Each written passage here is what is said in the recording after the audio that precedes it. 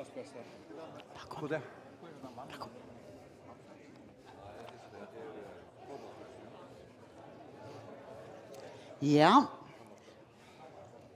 Så får vi da börja. Og jeg vil først si hjertelig velkommen til Tikkun Ødel her i Kongshøll. Og ikke minst Tikkun, så vil vi ha strømmen noen eisene til hendan velfunden av fråskapersetsen, midt i velstrønnen. Her er vi, her var Finche, og det øyla glad fire, og det setri eisene øyla glatt fire. Jeg vil ha Finche, 8 fiskene, eller 8 følgene i Ødlund, de politiske flokkene, at komme her at oss om utbyggingarpolitikk, at oss om campus, og om gransking, og om lestrar liv. Og vi har skipet det så leis at ombøyene som her i dag, jeg kan først presentere det, det Beiner Johannesen ur Falkaflotjenen, Bara Stein Nilsen ur Sambandsflotjenen, Axel V. Johannesen ur Januarflotjenen, Sama Petter ur Grund og i Kjølstyre. Og så har vi Ruth Wang ur Framsøkt, og Bill Justinesen ur Miflotjenen, formøveren i Miflotjenen. Det er bare stående fra å komme her i dag. Og så videre, og takk som for nast formøveren i Flotjenen, Bill Justinesen kunne komme. Hjertelig velkommen til Ødelsåmen. Og Høgne Høydal, Årsaka, jeg glemte det. Det var ikke vi vilja. Hjertelig velkommen, eisende to.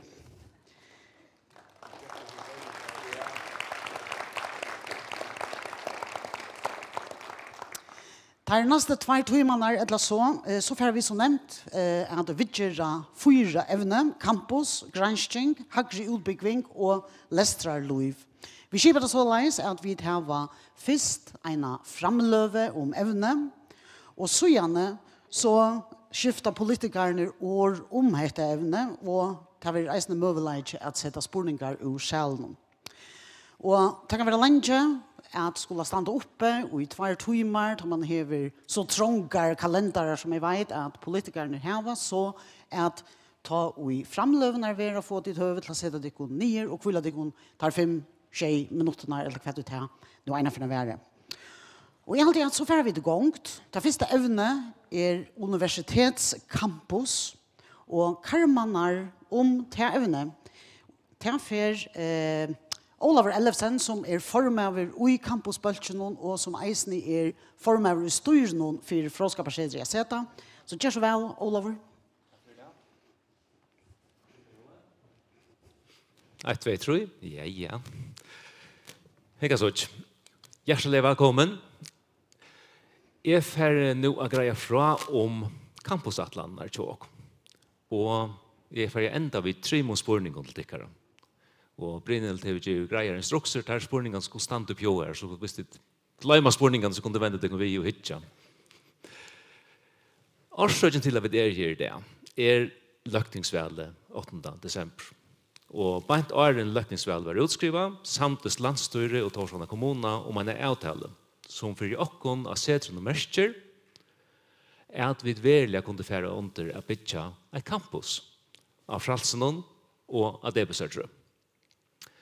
Åren hese avtalene så var i verden alt greit. Og så akkurat skjønner vi, så det alt greit nå. Og de skulle ha stor takk for det. Vi campus atlanen å sauna alt virksomhet til sedren av en sted. Og atlanen å gjøre det i stigen. Endamålet til at øke om truvnaden til de lesende og startfolkene, at øke om samstarve mittlen deltene av sedren og samstarve i omheimen, og i 3. leie at øke om etrottarmeiene til sedren. Vi vil dreie på føringer, ung som eldre, og utlendinger dere. Et campus en bøylinger, og vi kunne si at okkara campus er en bøylinger i havn. Til et stående slåkan. Som kunnot campus vanlig om Atlanheim, og eisni om okkara leir bare stor og små campus. Hette en tekning av campus i Tromsø, som vi gått 24.000 utbyggvån og i stødd minner om okkon, og som vendig atter til om man har lødd. Til stortleika så kunne jeg huske meg at tid, bare politikere og folk i salen og ute i landet, Gitte hvordan jeg lesende i Tromsø. Hvordan jeg lesende her. Og de kunne skrive svære nye hvis det tilfelle de kan komme hit på det. Men det er prøv gitt. De får svære med litt løtt. Og i 2018 handa jeg taverande campusbalkeren landstyren en strategiska campusatlan. Som UDS lyser hvordan et campus kan skipast i økene om middelfralse og det besøker. Og henda mynden som du sier her fra tog atlanene og viser hvordan et campus en sammansjå av parster av bøynom. Her sast det eisne hva virse med verre campus. Til suttja gong- og suklebreiter, til suttja utandora virksomhet, til suttja bokasaun, til suttja lestrar bosteier, til suttja matstover, til suttja handlar og nøyskapande omkvarve, og ikke minst så suttja til undervisningarhøler, starstover, skrivstover, kaffestover og et iande lestrar og nøyskapande omkvarve. Hette det som et campus eier av fevne om, hette en bøylinger til de unge, til de vidanarfråe og til framtøyene. Fyrsta stiget, og jeg sier her campusatlandet, som fyrligger nå, en felagsbygning, som stedsetter i Nåatjone, mittelen Fralse og Debestartrø, og som binder hese på partene av campus sammen. Felagsbygningen skal være et dokande hjärsta i campus, og samla av gulvvitten mett til 2500 fermeter. Det i Jotta 5 millioner kroner til en arkitektakapping, og vi i gang ved bytjeskrona, og gjøre kappingar til ferdig klart. Vånande kan færast under projektering i 2023, bytjing i 2024, og så dessa byggningen kan standa liver i 2026. Kanskje vi kunne hava nasta velfunden, ikke i Kongshøll, som det nå, men i Løkmannshøllene i Nåatjone i 2026.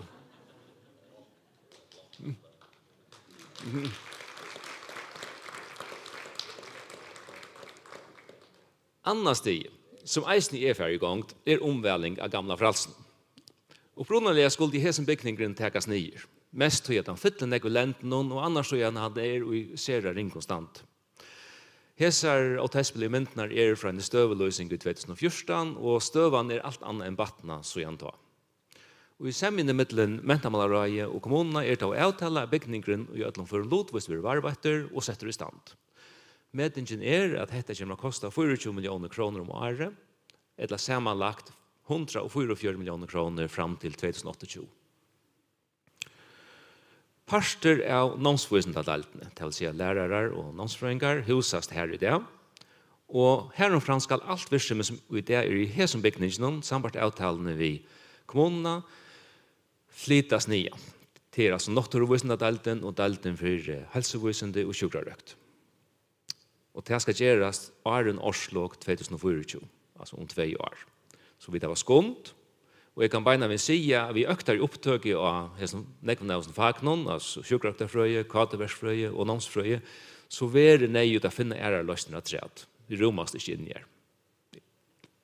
Og jeg vil si at åren til vaks så var det vi ikke fred. Så her må gjøres akkurat middelåner, stendig campus eller ut i byen. Tredje stig, som ikke veldig kom i gang, men som skiljer at landstyret arbeider seriøst vi åren vel var utskrivet, sammen vi bostøven, bytja lestrarbosteier og campus. Da de får året man har løte, kunne de kanskje greie fra tykkere tanken om dette. Hvordan jeg var bosteier talende om, hva det lesende skulle gjelda for å bygge, altså det til å betale, og når det skal gjøres. Så det nummer 3. Og 4. og siste punktet, det et samlet campus, det vil si at fellesbygningen i liver, heter gamla fralse, lærerskolen og menningarskolen, i helt eller lotvist omvalgt, og lesende flott eller flytt inn og i første lesterutbønner, så stunden kom til å fullføre campusatlandet. Først og fremst at husa søv- og samfunnsdeltene, som i det i Jonas Bronksgøte, men eisen i økta virksomhet som vi råkner vi kommer. Det skal selvsagt eisen gjøres i stigen. Og for eisen jeg faun om en stor parkeringskjallere under gjør av fløten. Her synes det sånn tekning at vi samler campusøkene. Det er grøy bygningene til det bygninger som i det, og det litt det nødt. Og det rei og gjør noe til mulige stedsetninger av leserbostad. Vi umynda oss at atlandene vil tillegge, så kvart vi lærer mer om hva drikker og hvor tar vi ned. Man ser at noen i løten i 1100 lesende. svärande till omlai hälften av alla föringen som är under högre läster. Utdragningarna som är ju i strategiska campusatlandet för att vet nå atjan gjorda ut från att det vara 1500, alltså inte 1100 men 1500 läsande och en 200 starsfolk av sättet. Hølestørven til hetta i atlandet metter til 28.000 fermeter, og da har man ikke råkna lesterbostäder og vidende stående som jo av campusøyden, det vil si Helsfrød Starstående og Havstående og Vinjaskolen. Det ikke råkna vi. Så 28.000 fermeter Hølestørven. Til sammanberingar kan sies at gamla fralse 8.500 fermeter, så bare at omvella Vinjaskolen og lærerskolen til ikke nok.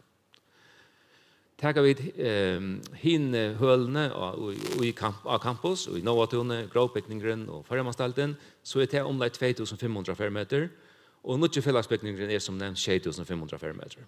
Så det är sammanlagt 18.500 och så 28.000 minus 18.500 det är så smajer 20.000 fermeter eller 9.500 fermeter som kommer att mangla. Och då är det till fjorda stig. Om vi håller oss till det atlarna för att vi snart. Om vi så vänder åter till Tromsø, vad som din torte gita och läsande varje, så minner det många matar om och. Ja, det så vi det 1100 läsande. Tillfångesvinnare av stor tutning och det har störst inch om att vara en dreande vidare det blir hjärtes. Det kan sägas det har etnast. Mitt bojen har som nämnt gått 60.000 uppbyggvar och det har 16.902 läsande i universiteten. Det kommer selvsagt ur lokalomkvarven, ærastan ur norra, men først og fremst ærastan ur verden. Atlai tog jeg spyrja at sette deg om trutja spurningar. Første spurningren om vi skulle halda fram av sommerkås som undanfæren landstyret har sett. Skulle vi bytja den fellesbygningen som atla og stendran liver i 26 kunne vi halda velfunden her oppe i Løkmannshøtlene. Skulle vi omvæla gamla fralse som avtalar vi kommunerna. Skulle vi bytja lestrar og bor av campus sammen i bostøvån. Og skulle vi bytja resten av campus samsvarande verande campusatla.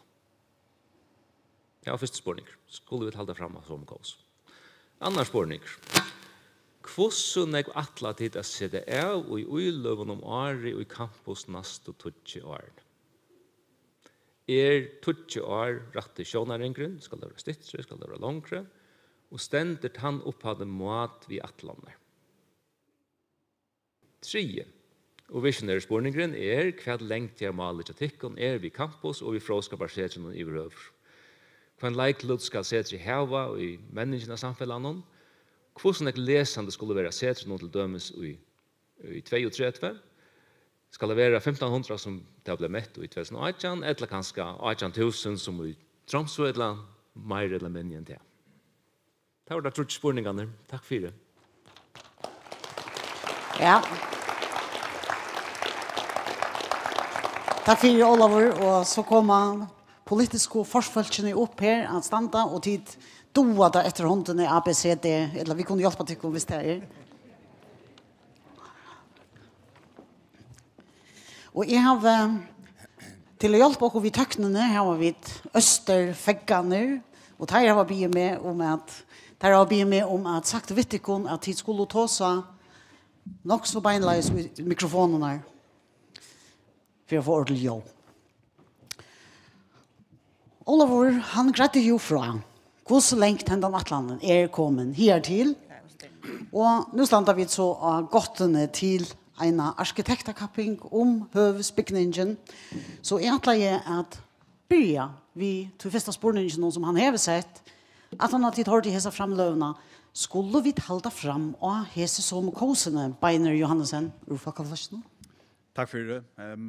Det så som det är så här man har haft Atlanten just en lunch och i fortsätter var inte hörat med. Ja.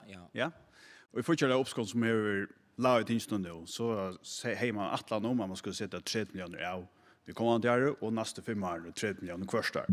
Och det skulle nökta törmen för nog snägg att röna få sauna allt och det är kvar för att vi vill gärna arbeta vi.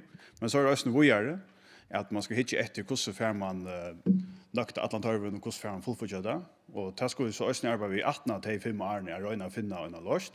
Og jeg sier ikke også bare at det skal være 30 millioner, men også ikke tør noe neste 5 år hva det er. Og så er det også at det kommer lesere i bor. Her har vi med landet samtidig en bostadpakke for bostader. Og med landet her, det var 430 millioner man gav bostader høymel til, og 200 skulle til noe særlig enda man med landet lesere i bor. Så her er også penger, og det må også strønge av for noe gjørs her på en. Ja, vi kommer alltid til Lester Uibo, kanskje sin det settene, men du helder at han kosen som landstøyre har lagt, vi 30 millioner, 5 kommande årene, at det er nøktant. Ja, altså det tøver av skundade synter, så kan man alltid hitta ett tøy, men det er i hvert fall minimum alltid. Bara Stein Nielsen, du har de eisene framløvende her, skulle vi halta fram og til kosene som du faktisk er ved steg i 8-4 hese senast i årene, eller skulle vi sette ferie? Ja, det halde jeg avgjørs av skola, men... Halta fast, eller sette ferie? Ja, sette ferie, og tannferien er sett da. Vi har sett, som nevnt, 30 millioner om året det kommande årene, pluss det har vi lengt av at han har hakkat til alle rattliga månader fram i halvdet det var 60 eller 20, og for det på 120 millioner minst med ratt. Men med de har väldigt ambitiösa atlanar som Olav lägger fram här formar och styr någon. Tror jag att hvis vi inte sätter någon hömål så kommer vi långt vi.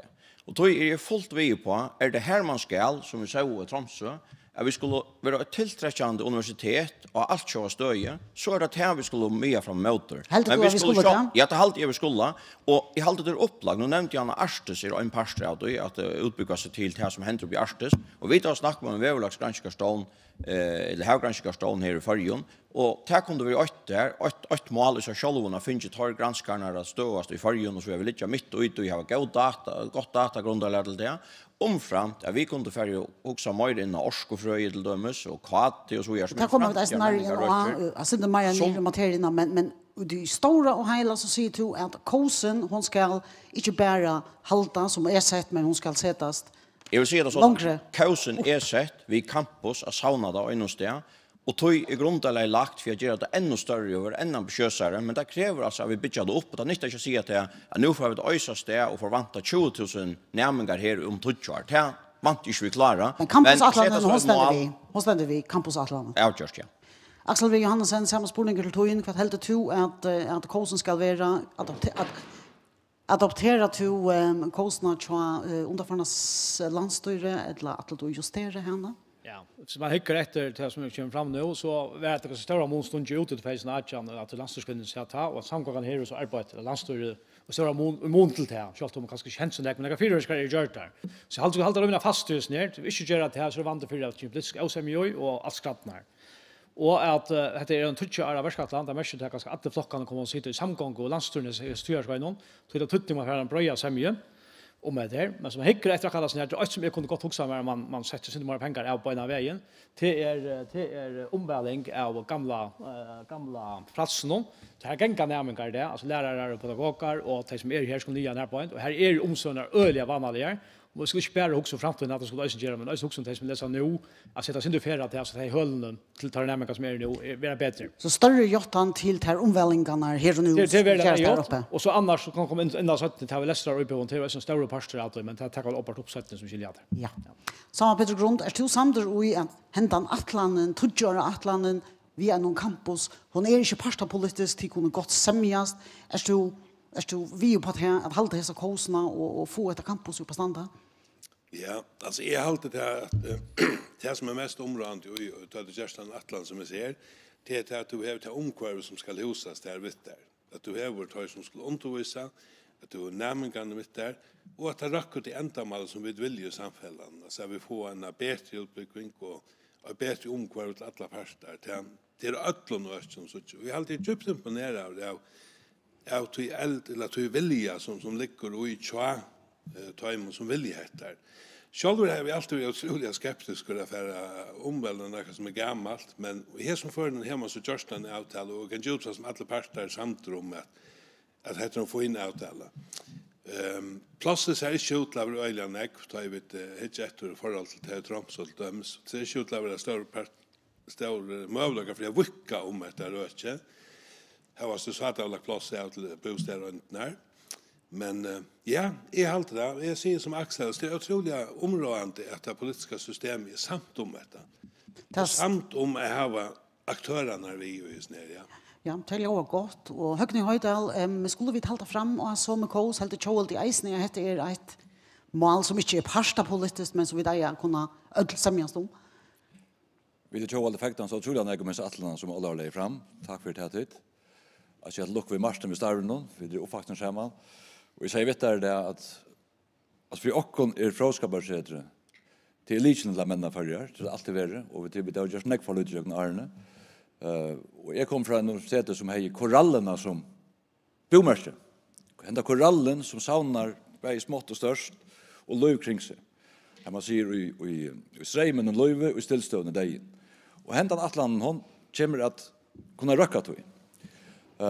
Vi tar foton med atlan vi hade som alla har nämnt hon är helst för lite långt nu skulle vi välja joggen för missionen. Så vi skulle hålla kosten men vi ska som var så ursleden till att kosten gå visionen gå men ursleden joggen har inte vill gå. Fra politiska skipan. Jag hoppas vi har haft små hjärtan så är det en slik vision och atlan som ska fram. För jag ska tacka Martin för att Shower Beijing ska fråga en lång börja att det lätt hända fonten här samtidigt som Danmark spelar. Det största framsteg. Det största framsteg i första Shower Beijing. Inte tror vi hoppas det går väl så dem. Så ja, och till pengarna hvis det var spårningen nu alltså. Så alltid hon är eller realistisk om till nu man inte gör några pengar men man sett för nästa år så man 30 miljoner. Men säger man så att det nästa 20 åren var det kanske 400. Så blir det nästan narskas alltså någon som ger att ha vantande fermeterplatser till det ser ambitiösa atlanta vill gå. Och jag själv fan om nästan vill det fast om sätre som är några sövliga by sounds och visst sätter att vinna högskolan här havstån allt det. Jag ska komma in att kanske rätt men alltså högskolan och allt det här är alltså möjliga för att bitcha mer och få just det och få pontet att säga man helt till om man är Västerbridge så vi tar fullt under vet men halta kanske att förkärlig Atlant är kanske allute ambitiös. Mer ambitiöst förkärlig halta fasta kursen men mer ambitiöst. Halta fasta kursen men så cykla kursen. Och cykla kursen. Bara ta om det. Vi vill ta om det allt för lunch. Rotvank, kvärt sig to till hesa stora campus Atlanterna är detta eisnära tog ta under vi tid framsök. Outjust tackar vi under vi Atlanterna och är särskilt fägen om att det synes att vara sämja om stärsättningarna av campusörsna. Tog att vi har i förjon, vi har 2 mina skolor standande uppe i fjällen och i förjon som minnesvärar över politiska osämjer, en i Hove och en i Kampställe. Självande skulle vi ha lästrarstö och skolor placerade här som det är lov och här som det ger lov. Så det är vi glada för, vi har alla vi glada för här stärsättningarna. Vi är nog så värren vi att lova och i öst och väst tog vi sådär för oss att det komma vi må ha fotbollspolitiken av beina kos att det kommande åren. Men har vi har nämna att vi som den enaste flockren inte har lova att Sorøtunnelen vil lever i 2030. Så det ger okkon rom för vi ærlig hjärsta att räfesta eisne andre ting. Og tar jeg nå hokse meg om, så halte jeg bestemt at campus er det eneste og tørslige verskattlandet vi nevner i okkara velskra. Så vi mener det. Tid mener det. Bill Justinsen, hva er det to? Et størst campus av Fralsenon og i Havn, etter to kosene som er løgt, er myflokkeren, vi på den tid her var jo, du stendte jo her i stegen 4, det er vi veldig glad for, men altså, tid her var jo haft landstorsmannen og i mentamål som er arbeidsvisen. Jag kan ganska bara snacka som vi. Ja, gör det. Men alltså, Rotvang säger det att Självan ska allt vara i havn. Och, vill det ha campus ett annat stämpel? Nej, alltså jag vill säga nu är händan Värskatland, det är en äckliga visionär Värskatland. Och jag alltid det är fantastiskt att det är huar och goar visioner som kommer från ungkvarven och självon. Så att det inte är politiker orsak uttryck analfabeter som definierar visioner, men att det är universitetet självt som definierar kvart hörveren är av för framtiden och ösning har visioner för kvart innehållet ska vara. Och till luck vi tog. I allt det är så när det öjer och ska vara. Och så hade det tutning att vi som politisk skipan vi komma och färra att vi koppla ut här som händer i omkvarven och granskar omkvarven. Och i allt det är fantastiska avhåverst att sucha att det blir till i Tromsø att ha ett så störst ungkvarve i en utgöra i Norrland. Nu nämnde Höckne att han var uppvuxen att han har ginger en universitet som har korallerna som bomärke. Jag har ginger en universitet som har fisk silterna och så svartskaften och nu laxen som bomärke nämligen Lusens universitet fjörran i Glivron.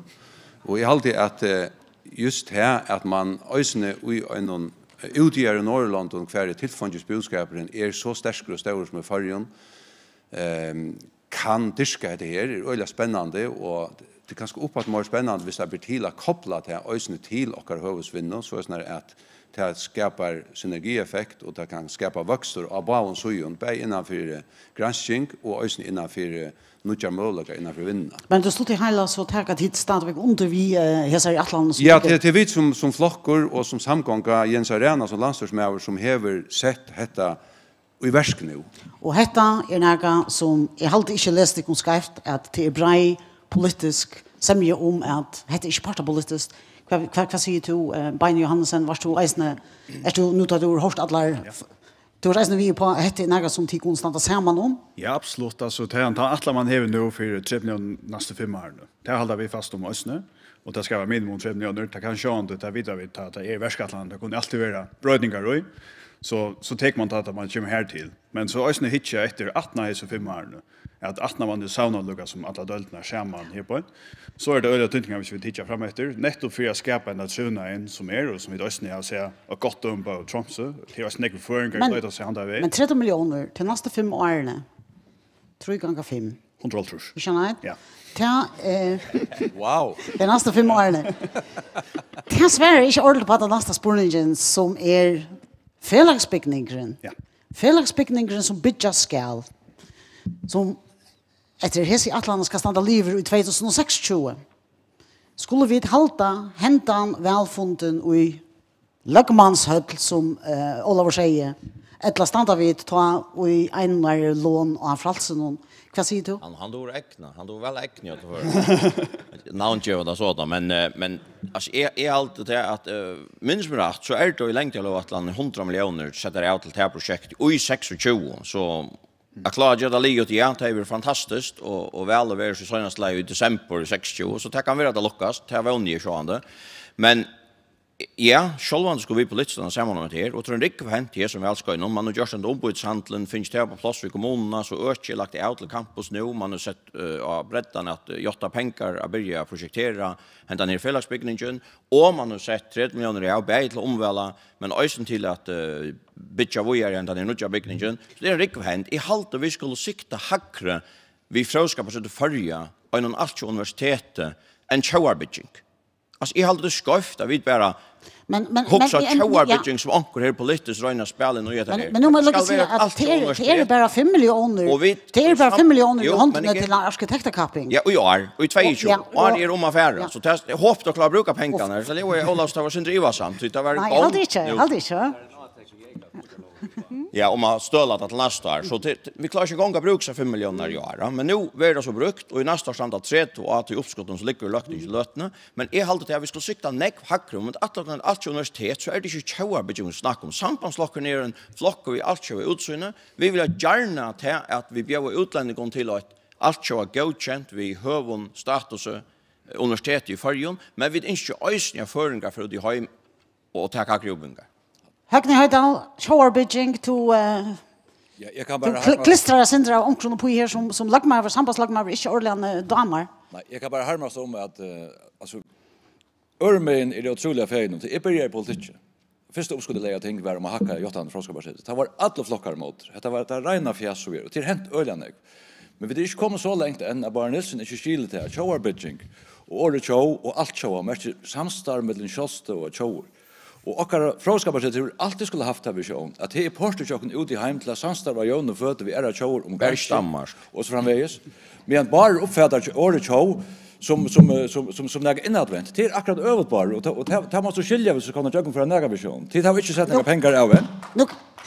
Det är några pengar även och vanan vet jag sätter nu men jag håller fram med pengarna är för oambitiösa och Ross säger det här och så man kom så vi mera pengarna. Nej, nu ska det vara konkret. Nu ska det vara konkret. Jag har ju varit inne i Ullo Atlantia och fortsätter. Det sista åren har vi brukt upp mot 800 miljoner i Ullo. Flera av de verkskatten var lite när. Och vi brukte ju underförande samgång till dömes.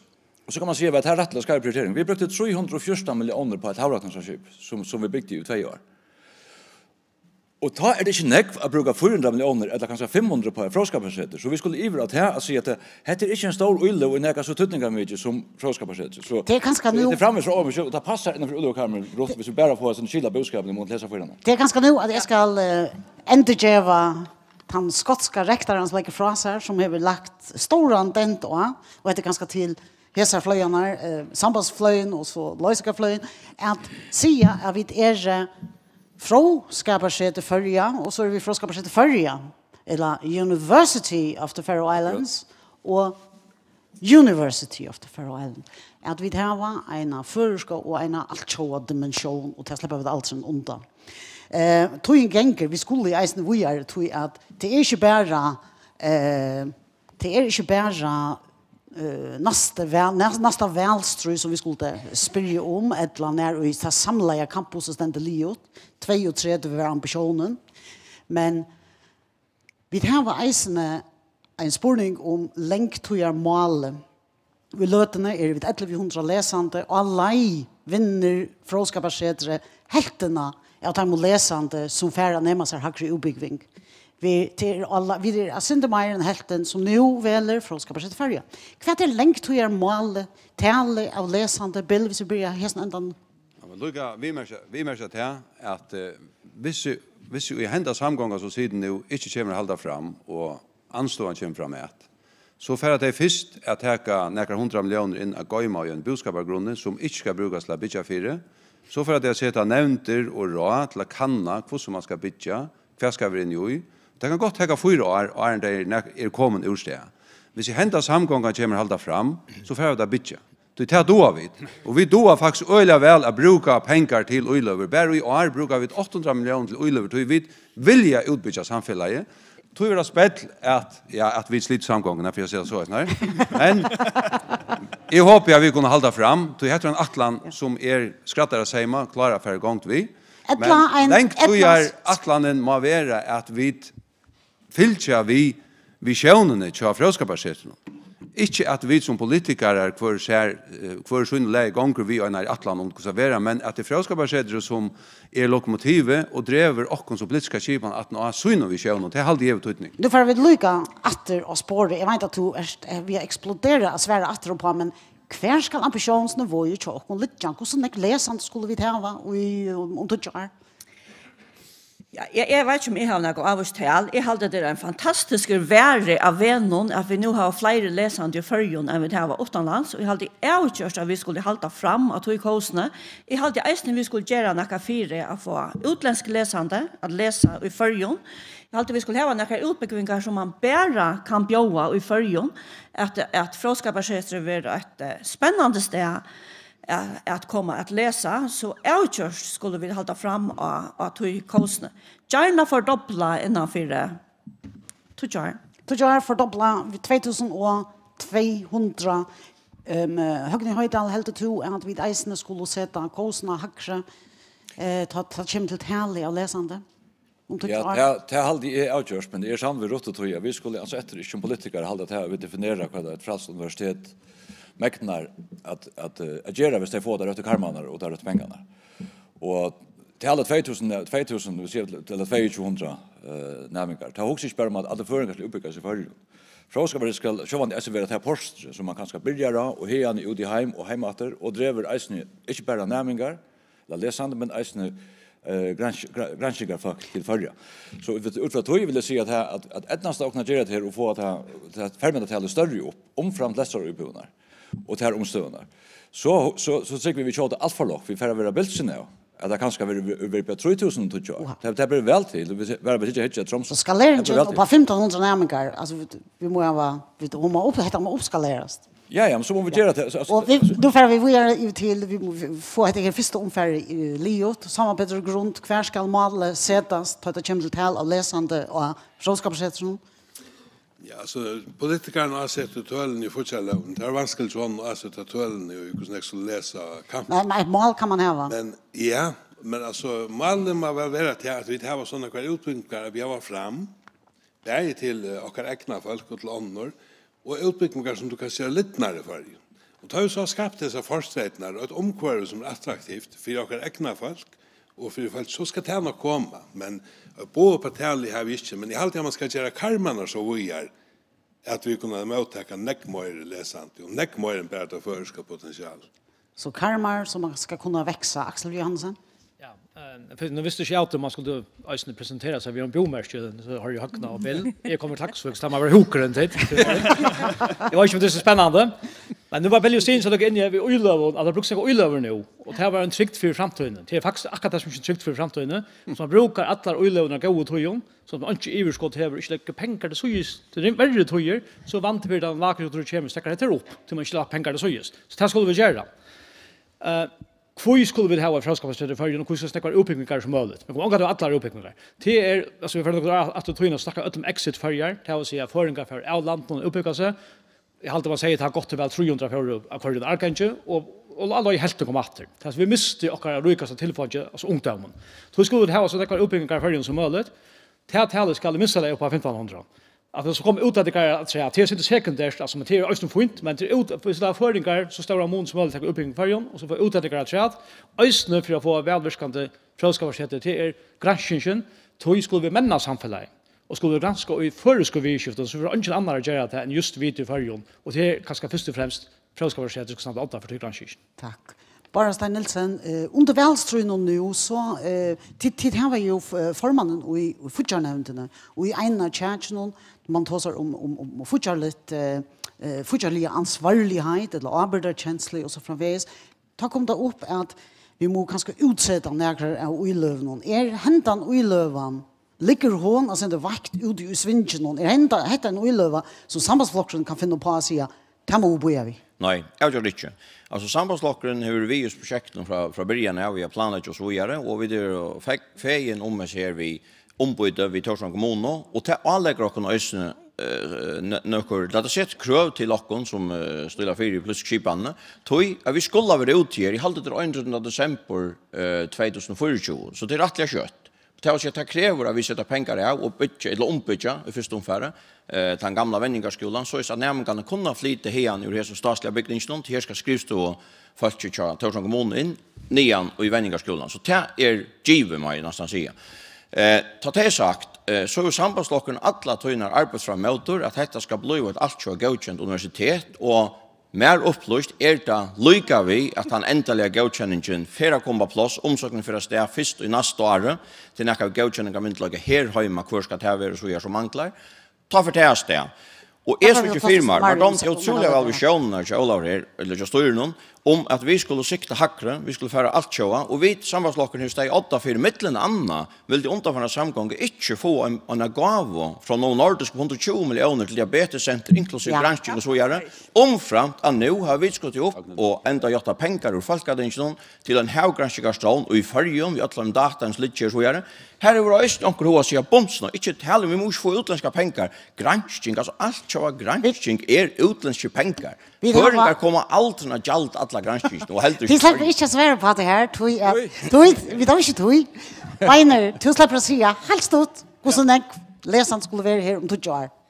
Nu tar sig en kom bomärke men fisk pengar i känt det var riktigt hukar och att äkna så är nog också någon hukar men ja inte mycket alltså jag var 8 år men i allt alltså det som vi skulle göra till sånt till att skapa trunajen och skapa ett läsare omkvarv så vi tar oss som här på. Hur snägt läser du i 32? Låt mig lucka alltså han fick form. Ja, det tror jag. Jag ska nog börja. Och det som är det är att östen till vi östen männa till uppbringa det här var BC3 östen gläser hackrarna vinner i högskolan männa till uppbringa och skapa uppbringar som vi tar törva här på inte samfällan så till kvar för att ska först till 4 tillträcka folk här till Lucas som det händer Trump så och till, jag vet inte, men man kunde sagt upp mot de 2000 vi ska få det.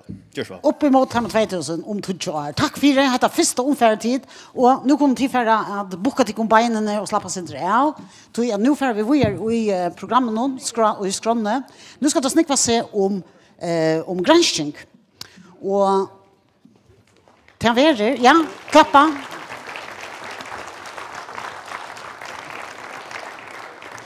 Och det är Magne Moore som är prorektare för granskning av frågskapsrätten som kommer att sätta karmanar runt om till nästa ämne. Gör så väl, Magne. Tack för det. Och tack för till Tikan Öll som är kommit. Inte minst Flocks forsfolkene. Ja, jag får snacka om granskning och jag får inte fortälja dig att en oilöv granskning är en nog tryggare ullöva än att köpa Tesla-aktier. Du tar vita digger. Du kan vita att hur man köper pengar, 1 krona till granskning så får man 1,3 kan man leda granskning till. Då. Så det är inte bättre än att spela Lotta Röjnon som ångte vi gjort. Men jag får börja att snacka om vad granskning är och vad vidan är. Tog att ofta tar jag höjre politiker och tar som granskning så är året brukt och något i flänk. Och ofta tar det tar om frågskapsrätten så är det ganska 55% fokus på det utbyggningarliga och öde lite fokus på det granskningsliga. Så vad är granskning? Granskning är ett eller annat sted leidan efter fakta eller leidan efter sannleikan och grunden till att dere har grunden till att tigra kort om man är i bilen där är på grund av granskning. Och det här är så tror jag när uppe i ganska tror av de största paradigmskiftena som har brött hemmen som har levat i det. Galileo Galilei som de känner för sövandervisning visste ju att solen är mittebeln i universet och inte jorden som har varit helt det. Det var väldigt kontroversiellt och mävren var sett i värahalt och i Aravus. Och Darwin fortalte ju synder om att vara omstillings att vara brötingar att vara stärkare till att omställa sig till bröttar omstår är det som har skapat åker som folk och ett eller annat sted är i åker en parser av naturen och inte så något urvise en annan livande liv. Och Freud fortalte ju synder om att åker kanske inte en gång av utland öden är herrar i egen huset. Och det är ganska dömer om ting som har brött värna, just värna till ett bättre sted och att vi vill skilja ganska och själva människor bättre i bättre mån.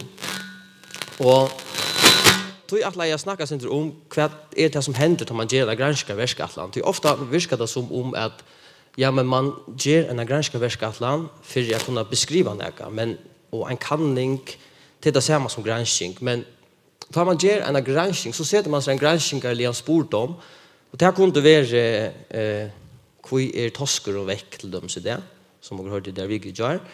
Och så utifrån det ger man så en hypotese som man så alla kanna och månaden och vysentaliga granskning eller granskning som vill klassificeras som vysent i mån till vildaliga kanningar det är att man brukar ett vysental totale att säga ett totale man samlar data in och på en måte som är valider, som är trygger. Det är man kan ståla på att det är data in som man får. Och det är extremt viktigt i världen som lever i det. Och ta en greining av data fylker eisen vysendalien åtta leie. Det är att man greiner data efter en vysendalien laste og man tolkar data ikke til egna vinning eller firmon eller kun vi vindrum blæser akkurat da, men ut fra nokron visnalien metoder. Og hatt det som måneden og ta ser stærka vi at hava visnalia granskning. Men så det ekstremt stort etterlit vi granskning i mån til vildalige kanningar. Du kan for du har framt nytt materiale, så skriver du en visnalia grein. Han har sendt du inn til et visnalia tøyarit ute i heime, et alt sjå tøyarit. Og dette tøyaritet sender så hesa greinene til metingar. Så det som er en jaunliga meting som er kanskje prinsippet at man for alle visnalia kanningar. Det er altså efter serfrøyngar meta så om det som du gjørst, det noe størst materiale, metodene rettar, data tolka i rymlut, og ikke orymlut, og kan du virkelig konkludera det som du gjørst. Og ta og så hentan her visendaliga greinen er godkjent og allmanna kunnkjørst og en alt så tog i det, men så har du skapt nutja vita. Det er således vitan vi til i heimen og det. Og tog det helt og medalja står en tutninge og i verden i det, her hothøg som fake news og så blivet jaunsett og som en samfunn og nesten vi verilige vidan, og det blir utrolig ringt å navigere til borgerne. Så tog granskning eisne og medalja viktig for folkarei i det første samfunnet.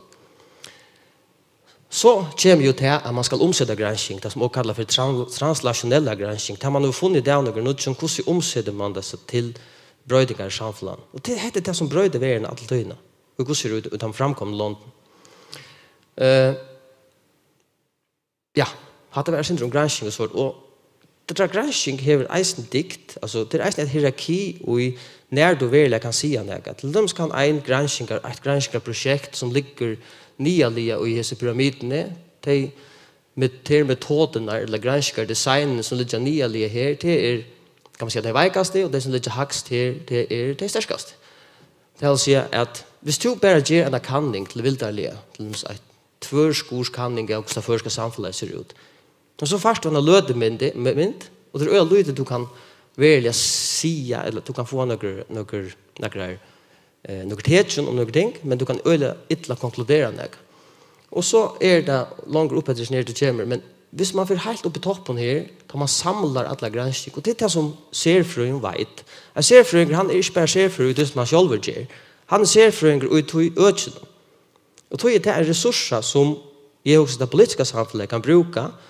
I London brukar man myndelige tjenester, til granskere, professorer som eksperter til økene, få oppgaver for samfunnet å løse og svære på. Og da får man opp og i toppen her til metaanalysnivå, for at henta seg vita. Stedet for at man til vildarlige fer sin til høyre ena tøyna, og så fer man til venstre at han.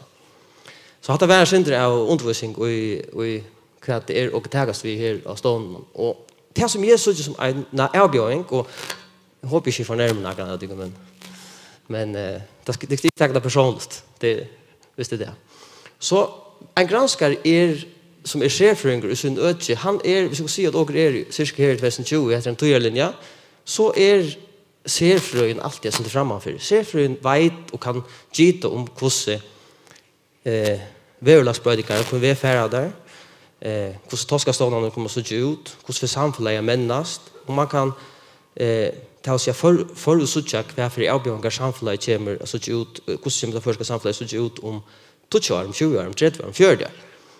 Og en av avbjørnene som jeg alltid det at man snakker om det politiske systemet, og det kanskje ikke tid om personer som politikere, men generelt det politiske systemet, i all røyen til skipene som går opp med, så og kanskje avstander under midtelen, tikon og åkon forstår. Og då blir det øyelig ringt å kommunikere. Det ikke tilfeldig at jeg hatt det med over at jeg går.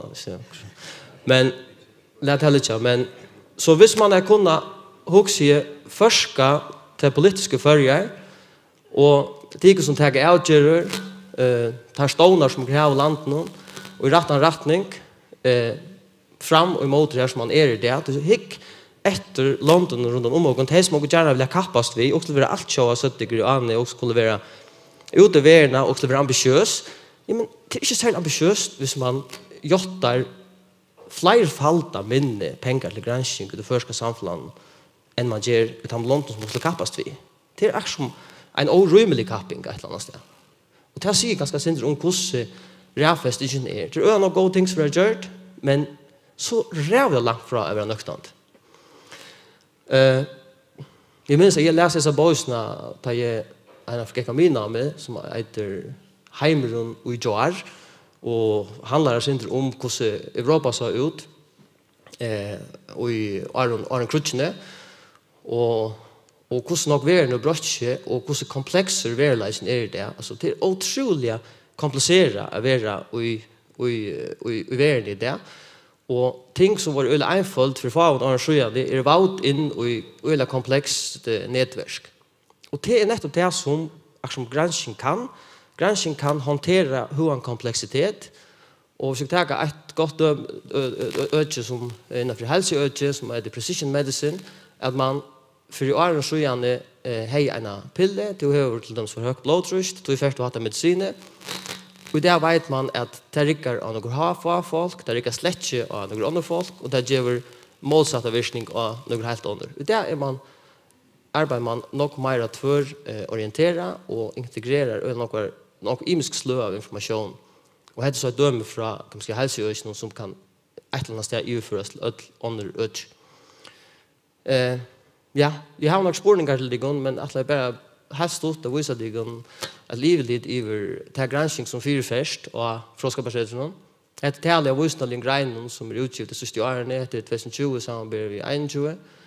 Det är jaunlika mätta greiner som ganga i rätta riktning och hittar efter hur nog starfolk och gräva så är detta ett utmärska urslit och hittar till imiska delten så tycker att innanför ölen och imisk ökör här och granskning som jag alltid att samhället har kunnat brukt månader bättre. Och fråskaparsättelsen här är och så professorer och gräva läktare och gräva adjunkter. Och så här händer bossen som är en nomsläktare. Och här är en bolker som har rena undervisningsskilde. Här ska du undervisa 100% till som part av den starve.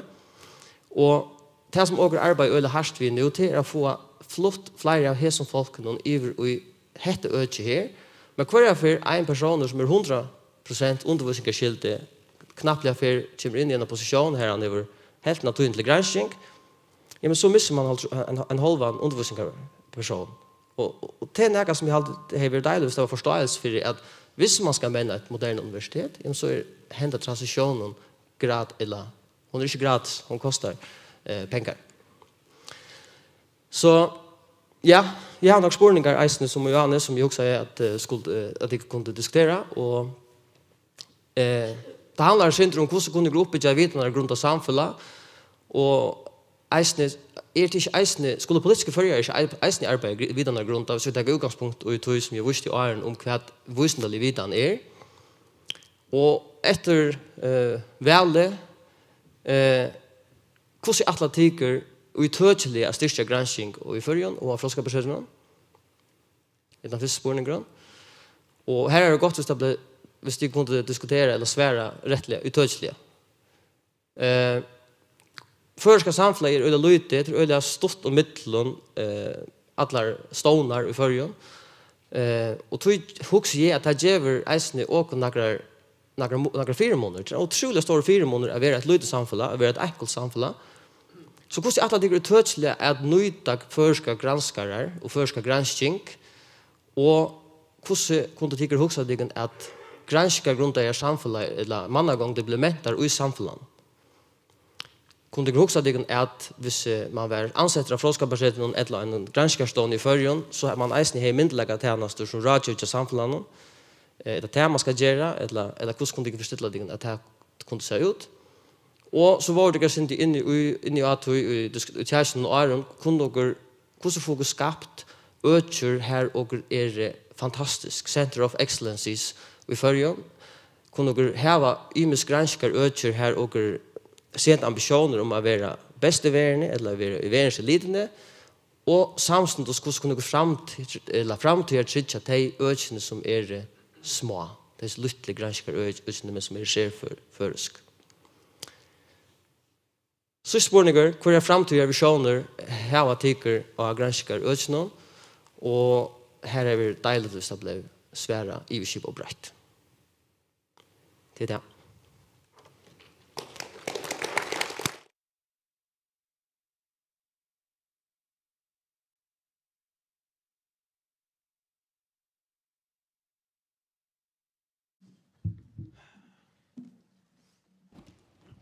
Ja, takk for disse leksjonene, Magne. Og vi får bare beint og gongt og spørre hvordan atletit og tøtjelige er styrke om granskingene og i førjen og fråskaparsettene til. Nå er det så også med at det ikke fra at det er atletit ødel. Beiner, du slipper atra börja nu. Ja, tack. Hvordan er atletit er styrke om granskingene og i førjen? Sjån, det skal til, det er sjån pengar. Hvis man skal raffa så skulle pengar til. Och det är det tydningar vi att vi granska som Magnus vinn alltså bad har vi stand här i den golden och spärrnar passar allt det är såna ursliga granskning och så gör det elven där tills man kommer fram till det är ösna ursliga granskning att man är klar människor som är. Så det är kvar för refasting att vi Och då sa vi så om att öka om jottarna till granskningar röje som är kvarts 6 miljoner där. 6,5. Ja. Skal hon med landa det kan man gott hitta efter och vi nämner dens och jag har väska några öcher som man kunde till dömes. Det gör man kanske innan 17 så man kunde för mer in och granska och männa och så vidare så det kan man hitta efter. så en ökt jottan till granskning för Ja, ska jag första små mer pengar till. Mer pengar till, okej. Och lag mig hur vill jag tid uttryckliga med styrkung granskningarna här från skapsätsen och i samfunnet. Ja, nu har vi nämnt det som kanske ligger inte bönlöst till frågskapsrätt i Johan, bäit har vi någon nordisk som kommer i diabetescenter vi till granskning, vi vojaste mestring. Det ser vi havgranskningsstålen och här är det avgjort också näka som är alltid att frågskapsrätt skulle vara integrerad av pastor av, är steg 4 och skipa 4 och kanske haft utbyggningar innanför ja, orsk och omkvarv och allt det som tanges jag synder upp att arstes östen som en framtida vision. Ta det kommer till konkreta pengar. Så är granskning, hvis du skal ha verilige granskning som månar, så nyttar ikke å vidlegge 20 miljoner eller 15 miljoner av fortjærlåna. Det skal nekk mer til, det skal alt være samstarv, det skal alt være pengar, og det er så ikke jeg vet at onker er klara. Mitt landet har onker finnes ikke halvdelt av 40 miljoner halvdelt av er i en sånn, ja, granskningar, menningar, projekt. Du må komma vi onkel själv och i början. Vi skulle lägga grunderna vi har gjort en ekka pengar, men stora pengar. Mer än det bara. Neckmore, men nej, jag får inte säga 20 men den största parten av granskningar pengar må och skall komma utanför hvis vi vet i förrjun att lokom verkligen näkra allt innanför allt var granskning. Du vet att simpelthen inte räkna till att sätta 500 miljoner eller 1000 miljoner och till granskning och då är det nejot och vi har sambandslocken har sagt och vi arbetar aktivt för jag finns till dem som nordspengarna till förjar jag finns ju havgranskningsstålen Atlantis stålen för den här 5 miljoner men du vill lugga se jottarna till granskning granskningsrai hon ska växa omframt att vi då sauna ser för en förhållsgranskning som Magnus är en av huvudpersonen innanför så har vi runt att sauna till nu ett halsstyre och här har vi ösen runt att sauna krafterna så att granskningen här ösen blir mer en naturlig ingrepp pastor men det centrala i ödlon halt är att vi har upplagt här ute av Fröskapsrätt Sverige. Axel vill Johansen gå så vill jag tid och gärna flösten styrka om granskningarna av Fröskapsrätt. Ja, vi gärna styrka om styrka om granskningarna. Att det är att jag granskning och får inte vi här på en men det är också några alltså ser för granskning och så sägs om vi inte ser att det ska svanta några andra gärdan nu tog Magne dömi om förska taschen som ett land fyra så han det är taskor och är så hemmen men vi inte kan gå åt vi granska om det hiten i sjön någon eller det overfishing och så där så kan svanta några andra för ganska då och tar vi de sjukor så är det några allvarliga sjukor som säljer just kallt i förjon och vi inte kan gå åt att granska eller för det så kan köra vanta andra för granska över det men det kommer till granskning så för jag när det tutning till armslångt av principen så vi skulle göra pengar till karmanar men så måste det som granska finna till att granska i och i löten är 8,5 miljoner kronor. I halvtid var uppe mot 90 miljoner kronor för att få en arrangerande. Och maler sig gärna för är det nästa välskoj att tvåfaldarna som tjänar på 15 miljoner kronor. Och så hade väl östra granskningar rai och era syrstjast som 4 sitter mer här på en. Och här har vi det alltså nog så stora måns alla eller hur av som en sektor huxan här då tutningar vill som brota till nior och säga vi sauna alltså 4 sitter av granskning det allmänna granskningen i förr. Samme Peter Grund, hva sier du til hvordan styrker vi de granskningene som bæg i samfunnet og her av Frøskapsretten? Jag alltid vi får bara samgång med Axel och fördoppla Jotta. Ikke så. Nej, nu kan jag utfra att jag snackar vi granskning att det är 4 gånger annan granskning än akkurat bara det som vi har innan för 6,5 miljoner. Men jag alltid att vi har en framkomst samfälla som där förska och kvar vi har såna kvar OS runt om och till dömes så här var det någon och orskarna inte minst som vi har i näck större mån än andra land. Ja så 6,5 miljoner egentligen ett näck för lockt alltså signalet att vi bara granskar för 6,5 miljoner näck för lockt Och så att det som tar så pengar som är stans så att man kommer en på sig av 4 miljoner och här är en tjau som har 6,5 miljoner sett där. Det är klart att det är så jävla näck för lågt då.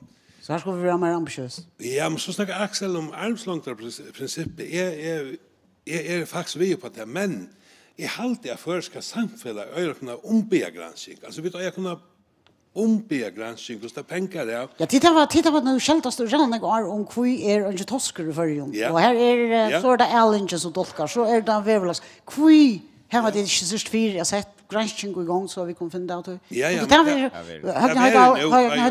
står vi på att man för mer aktivt in och brukar granskningen till att skapa vidanar botten under till politiska isne.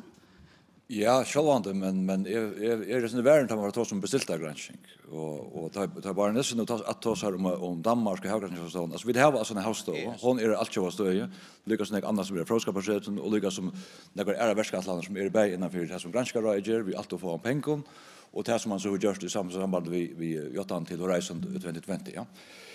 Men akkurat drömmer och jag kan ta ut hörsla först. I akkurat välskra har vi sett 20 miljoner till i akkurat futching av väldeft 20 miljoner att granska rai. Men det är inte några repa. Alltså granska rai har 6,5 så kommer det bara 6,5 men det är inte repa. Och du menar 20 miljoner om man ska säga 6,5 ja.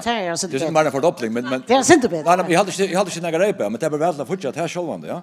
Om fram till så där fyrtiden som är men akkurat drömmer och Magnus säger det så väl alltså att frågeskapacitet ett universitet det är inte en skola det är ett frågeskapacitet ett vitanarsätt här du ackumulerar upp i vitan att vi tar voicen som är uppbyggt där över flera tusen år och akkurat visionen att vi får frågeskapacitet och granskar ungefär som självande bitcher att här grundläggande voicen där greinarna alltså naturvoicen samhällsvoicen och humanistiska voicen som brukat här men när vi brukar så vande förjar som ta empiriska grundlägg som akara experimentarium.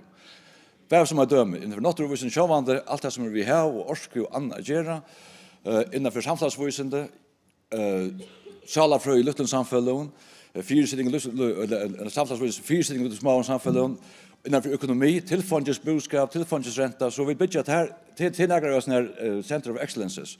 Det är också drömmer. Men hur ska vi realisera? Vi var bara för att jag ska se såna om men jag var otroligt harmar om fortfarande säger att nu ska man köra ner på granskningsparten för att skapa det man skulle göra senast. Och att vi hade ju sett 16 miljoner out till ES-granskningen.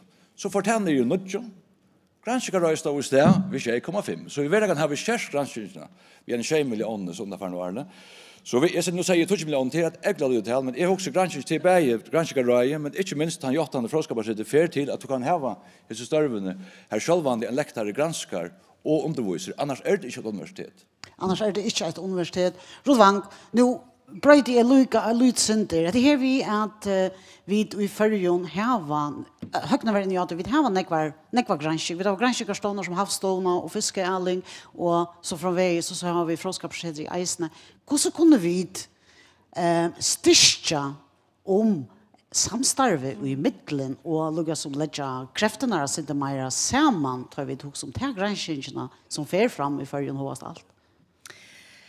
Ja, det har vi i alla fall lite inledd och till att säga akkurat hur det här samstarvet ska vara, men det som är skiljet är att det är man inte. Och det är för vid att så avgörst att stola tog att man samskipar det bättre så att man får mera på sjur. Och pura samtidigt har vi sagt att vi vara nödt till att granska nekv mera i åkara. Fiska tillfånge, här granskning som halt. Det är ju en grundarläge under åkara samröringen om att nu i samband vi uppsjöa fisk vi omheimen till att vi kunna visa av visundali urslit hjälper och åkon i åkara stöve. Vi tar vust till dömes att det är vi röntgelse som onkur heldur kan bliva ta nutja makrel äventyra är vi självande eia granska och tui hur så kunde vi gagna det kvar för avläggar häver det för men tar man så häver dessa granskningarna som nu är kanske en stående utanför frågeskapacitet hur så kan man få gagna till granskningarna så hon nästan kommer till gagns och utbyggvingon här och sätter någon kan man göra en koppling i mitten stånarna. Så läsa fulltidsgranskare eisen kanske möjligtvis skulle undervisa så man kan uppbygga vidare grundare utbyggningar och tog öchen eisen. Til dømes, og hatt vita tid har sikkert nekk meira om enn hva det gjør. Men tar det att göra slika reformer här i man för in och så bröjter man byggnaden och visenta stålen som vi har i förrjun och så. Kan jeg lukke deg til alltså det som jeg hører, nå tar jeg fyra ganger til det her, fra folk som har skylfyrt, og her de sier at i førjon man nekk bänknare fyra at gjøre gransking sammen vi vinnene enn man ærestene. Og kanskje har vi dere grunter til å være væren vi tog, særlig muntlet her man... For benchmark, er det vinnene som reist granskarna eller granskarna? Granskningar omkvarve, hvordan vi sagt, eller vi fortalt mer, jeg følte som har mer innlytt og hattar enn hva det har, at det nekk mer vanligt enn man utenlands ger gransking sammen vi vinnene. Men sjølvante en vante her at det blir til bylagda gransking, og det skulle vi ikke ha. Men annars er det at til dømes gransking og i okkara fiskatilfondje, det er helt naturligt at lete en parst av tilfondskjalt noen futja til. Det har vi bruk for. Det er til år interessant. Bill Justin, så skulle jeg til en parst av tilfondskjalt noen skal brukas til gransking? Ja, tilfondskjaldet skal åpenbart futja alt. Det skal futja gerande stegen, gjøre en boiligere av føringen, det skal futja alle sier vellyftene. Det ikke største tilfondje? Det akkurat største tilfondje? Ja, men vi betaler all skatten i det samfunnet. Vi er enda malig at vi bruker til allmänna kroner som kommer inn til å futja alle sier virskiftene som er. Så tror ikke vi på at ta en parst av tilfondskjaldet noen? Nei, men jeg er slett stoppet. Jeg tror ikke svære på en spørning som Rutt sette.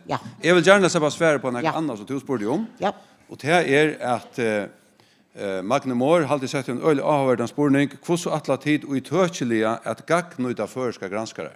Det har alltid vært en ser avhverdan spurninger, og i samband vi alt det som er Gingi Fyrsen og søgnasene, i samband vi verre og tryktarpolitikk, så har det øyelig avhverdan at kastat han bolten ut og sia hver granskingargrund av vidan i fargen innanfor det feltet, tog vi som politikere har bruk for å teka avgjerer av noen økjon, hver finner vi granskingar grundet av vidan innanfor verje og tryktarpolitikk.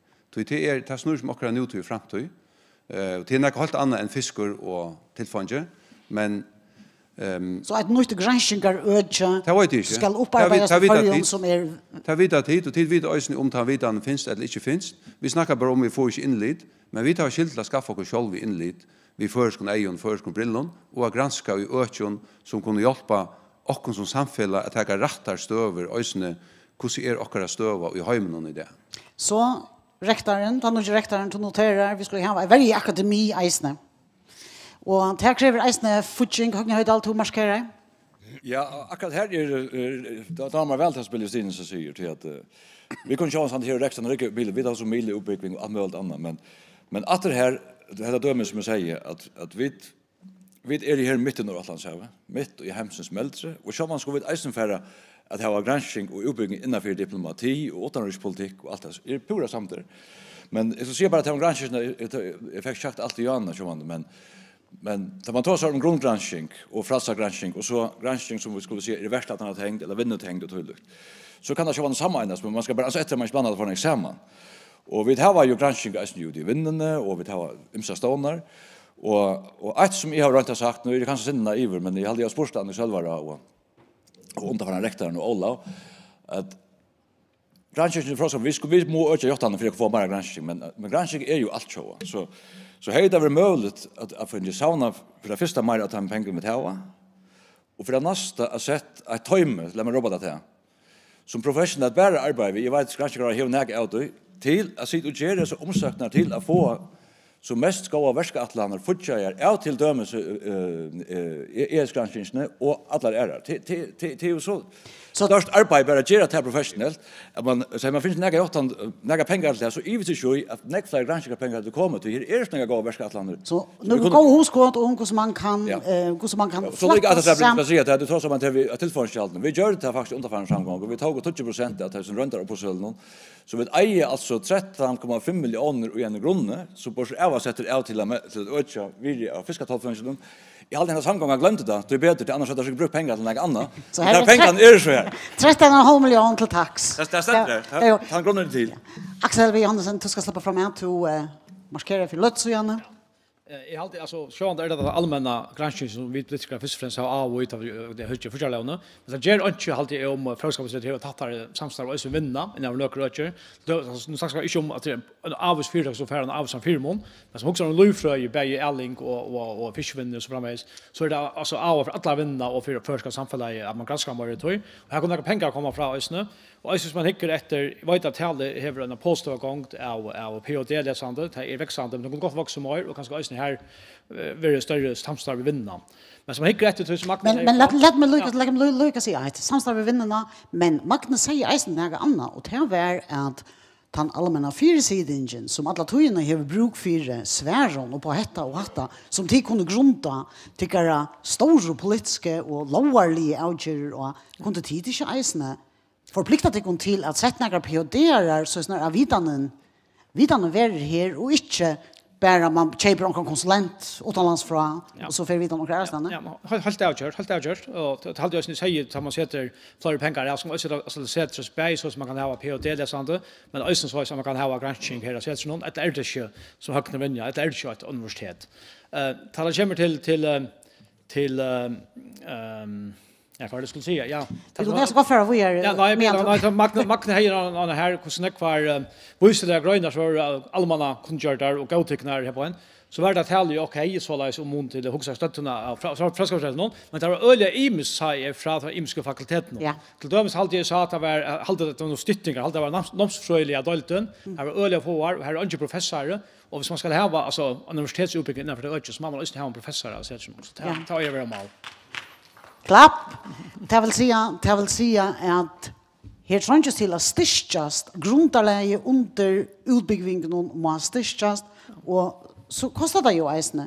Ta Magne för uppgradera nomsläktarna till att bli granskare så manglar man pengar här och så må man att komma bitande efter en i högre jotta. Ja, det är inte alltså som sagt så slår 1500 läsande och några som är mal här på och allt här så att jätel till minsta också i morgon. Så är det kostar ett större jotta och stäcka akkurat nomsfröjne lötne så manglar nomsfröjningar att sen samfällan Atlant är att sätta en klassa stånd efter nästa till outjande nej jott. Men det vill säga att du pläderar eisne för högre jottan till fråskapar sätt för att styrka om grundläge under timon uppbyggningen.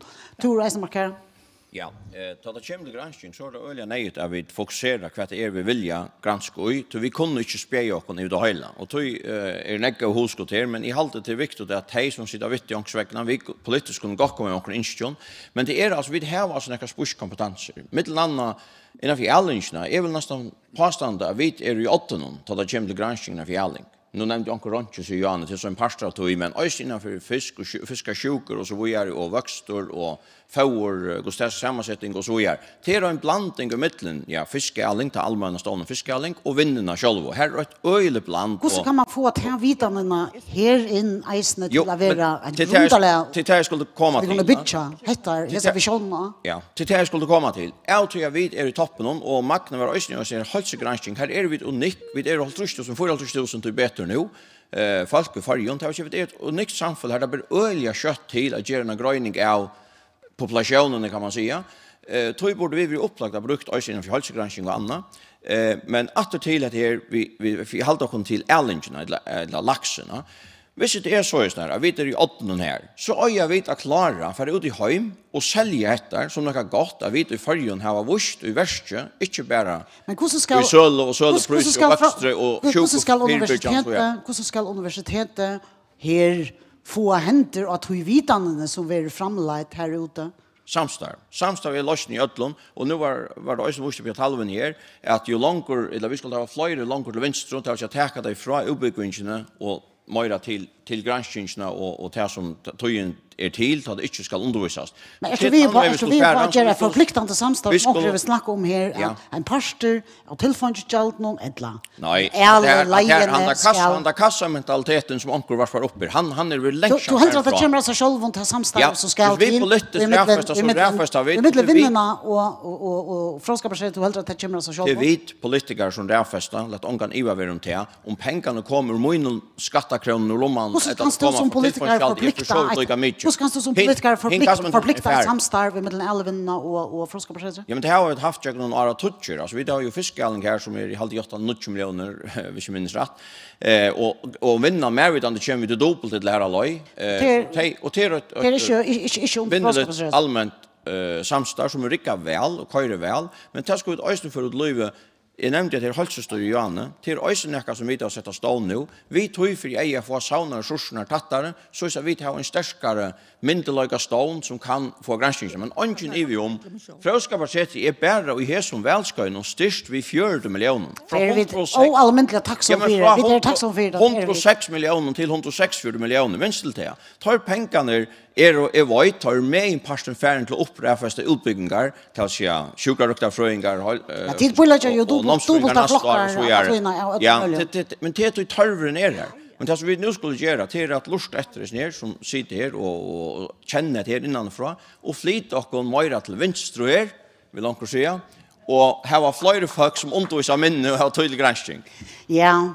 Här är det några som får armfärra vi är i evnesvälnon. Bill, jag tar inte lukka Bill först.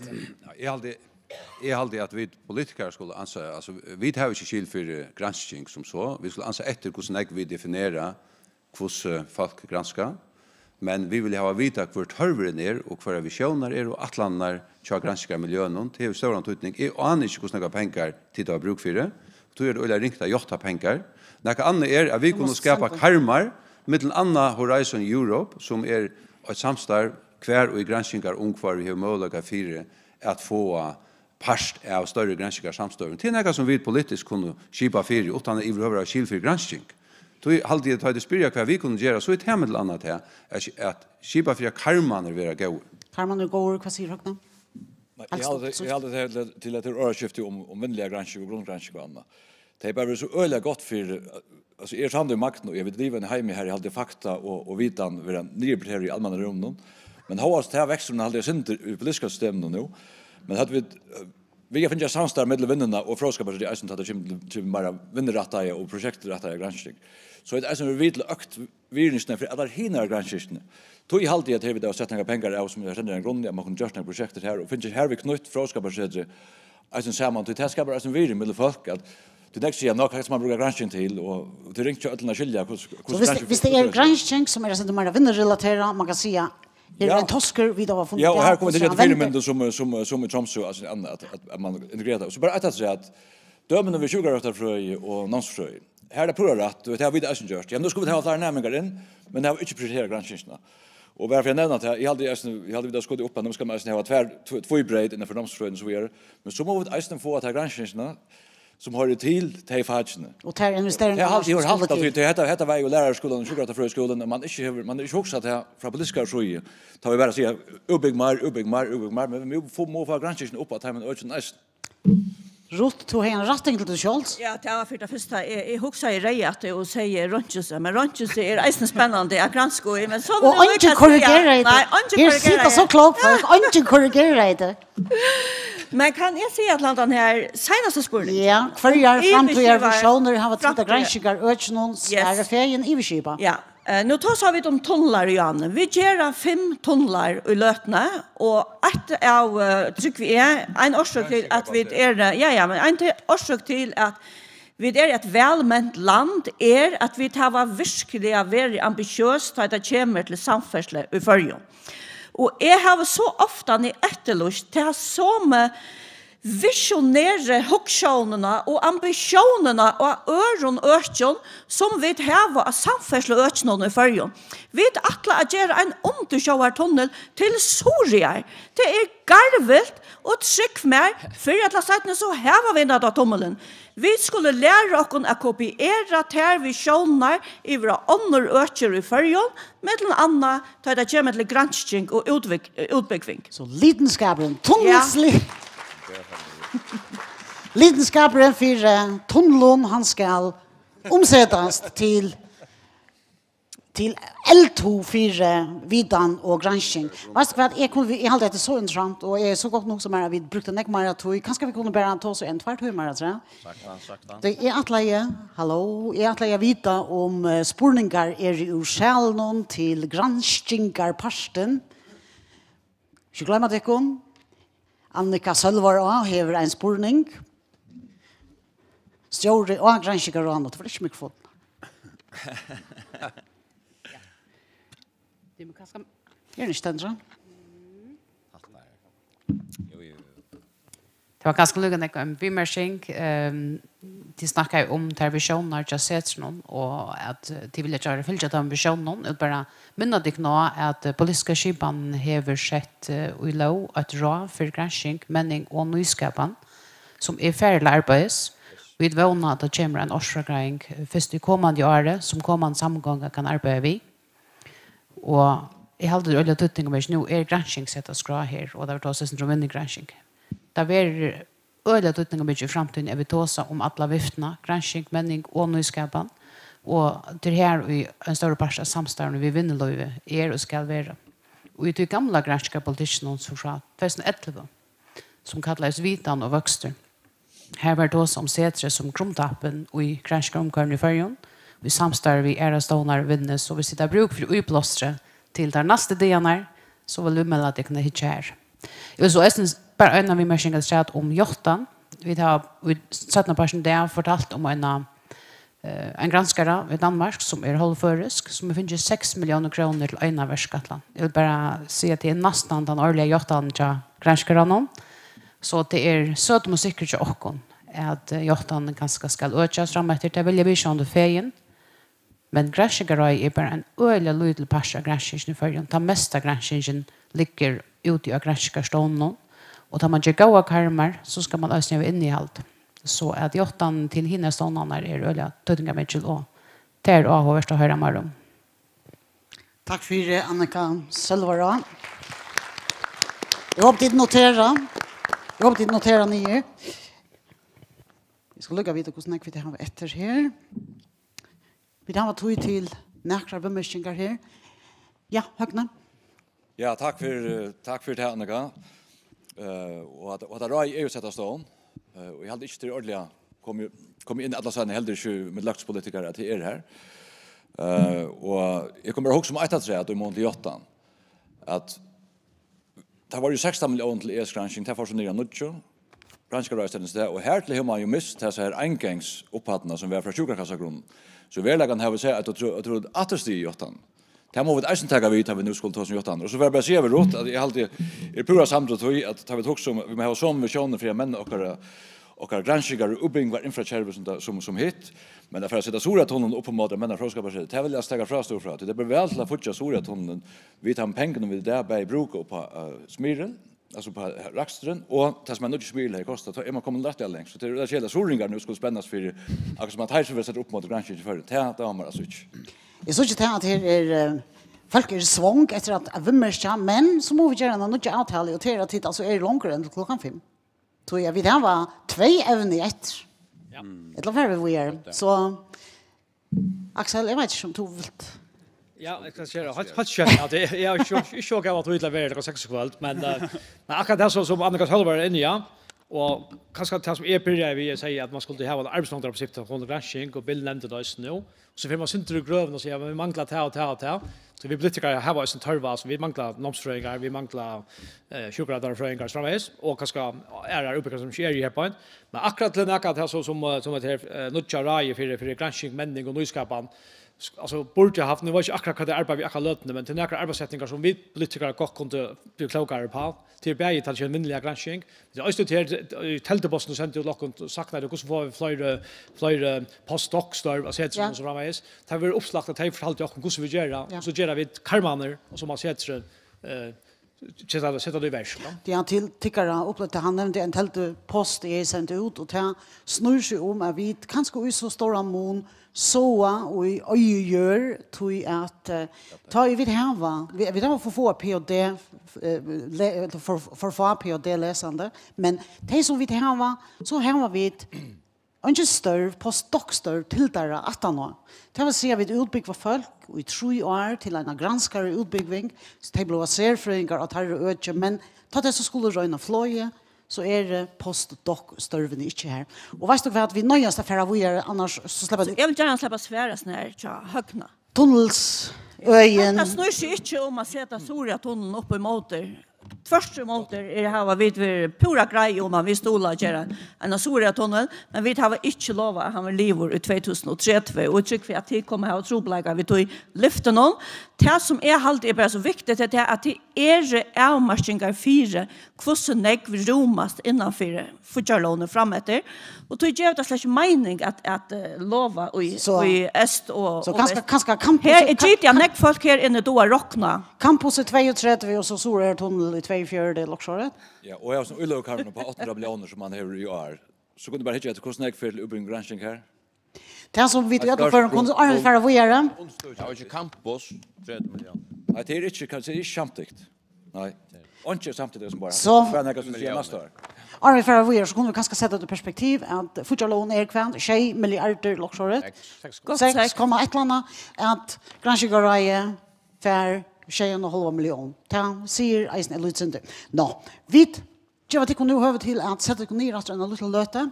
Till nu kommer den kommande rektoren och frånskaparsättet förra, Marsten Zakariasen, att sätta karmarna om nästa tjäkävne och det är hackre utbyggning i förrjun. Gör så väl, Marsten.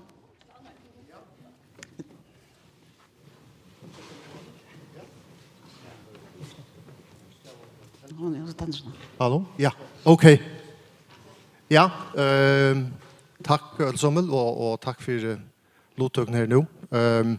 Jag får se syndrom hackre utbyggning och bär ju förrjun och genom allt jag perspektivet.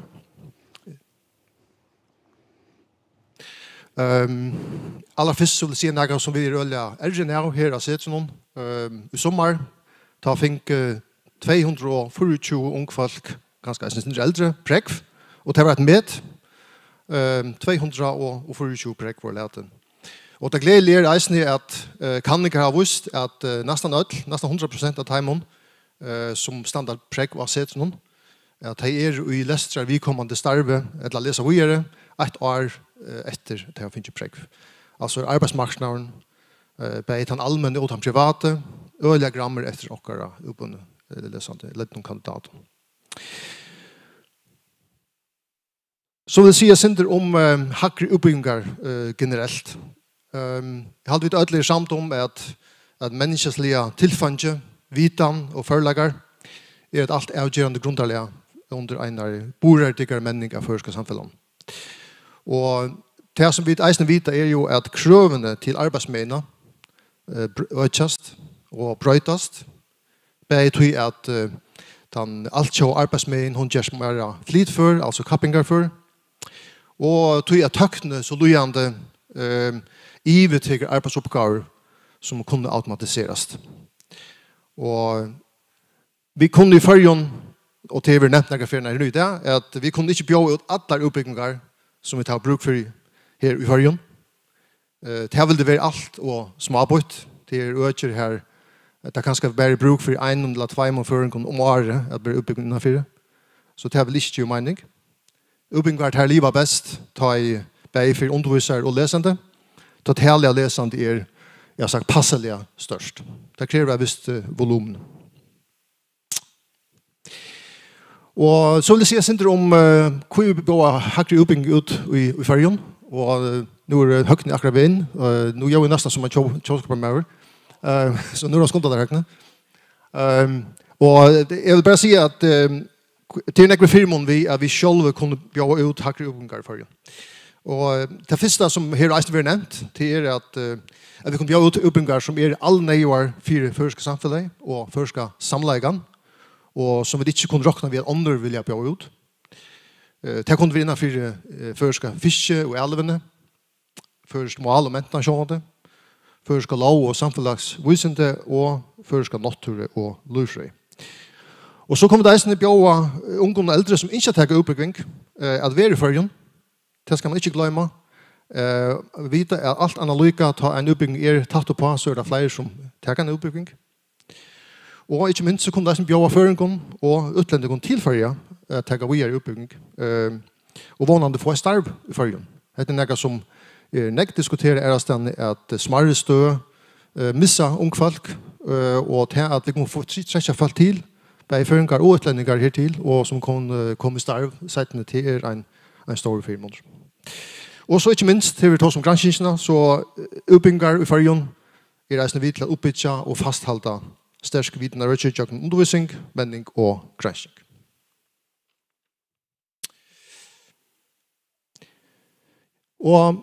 Men håast vil hava fjellbrøtt utbyggingar tilbud i Färjön, så vil den ikke føringar alltid færa av landen å lese.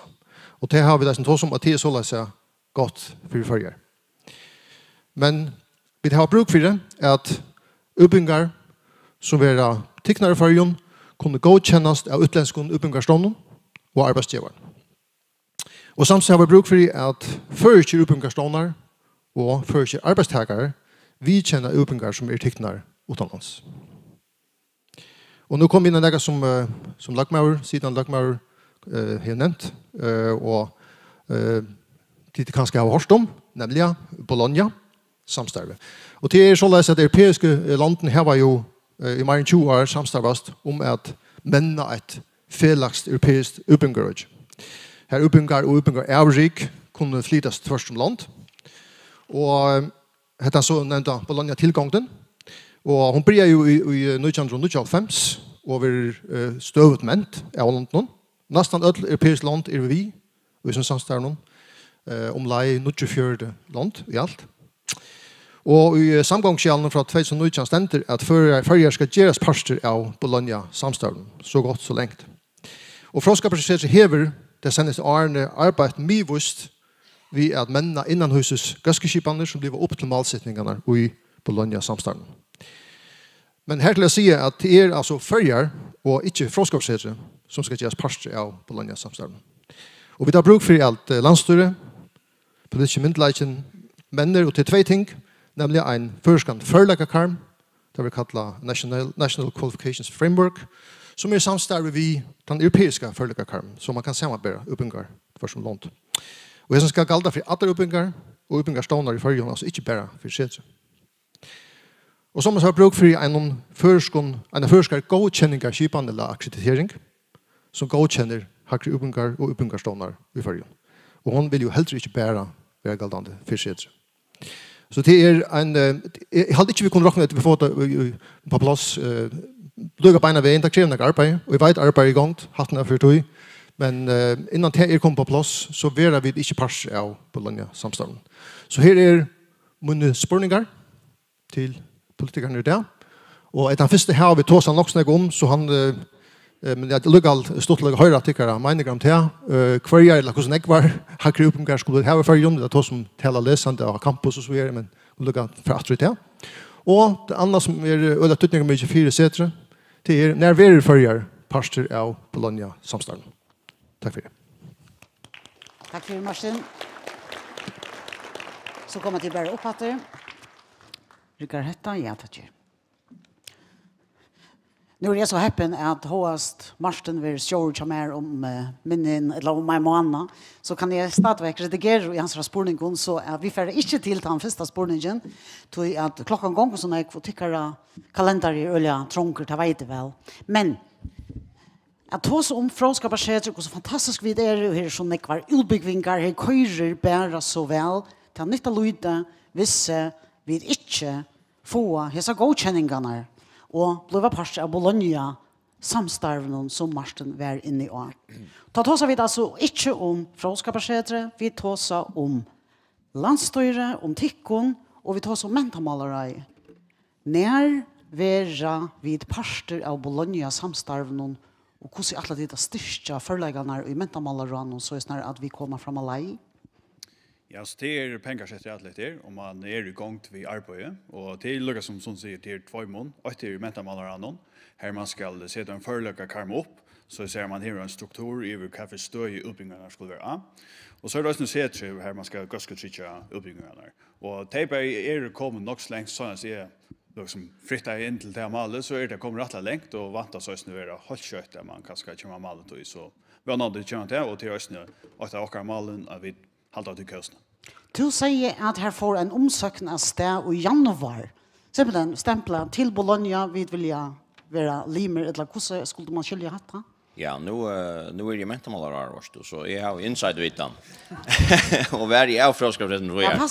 Men det är så löjs att ta det kommer till blanda samstar så att det är en tung process och I Haljan Gålsen har snackat om att där I 15 år I Ödlomföron Tony var aktiv politik och det har vi satt och det har arbetat och I halt jag säljer det sista åren I färsätt att arbeta få godkännelserna tog man rentes ju I avbjörningar att folksmöte och var under eller lyser här och förskapet någon inte finner det godkända och det har ju mot här maj 1,4 till ju så du har spelat för år men I januari sidan jag säger nästa år I var första kommande år och till rätt det som jag finner vita att omsökningen mer eller mindre klar att den hon för att stä första kommande år och så räknar man vi en godkänningprocess på 2 år nu må onkel rätta mig här som var ett bättre om den här processen är marschen kanske men så länge tog ju täcka det till det så ligger kostnaden så är vant att om 2 år så är jag då finns det godkänning på plats och till bäge tog nu har det frågeprocess jag kommer jag någon till tunga processerna vi godkänningen och så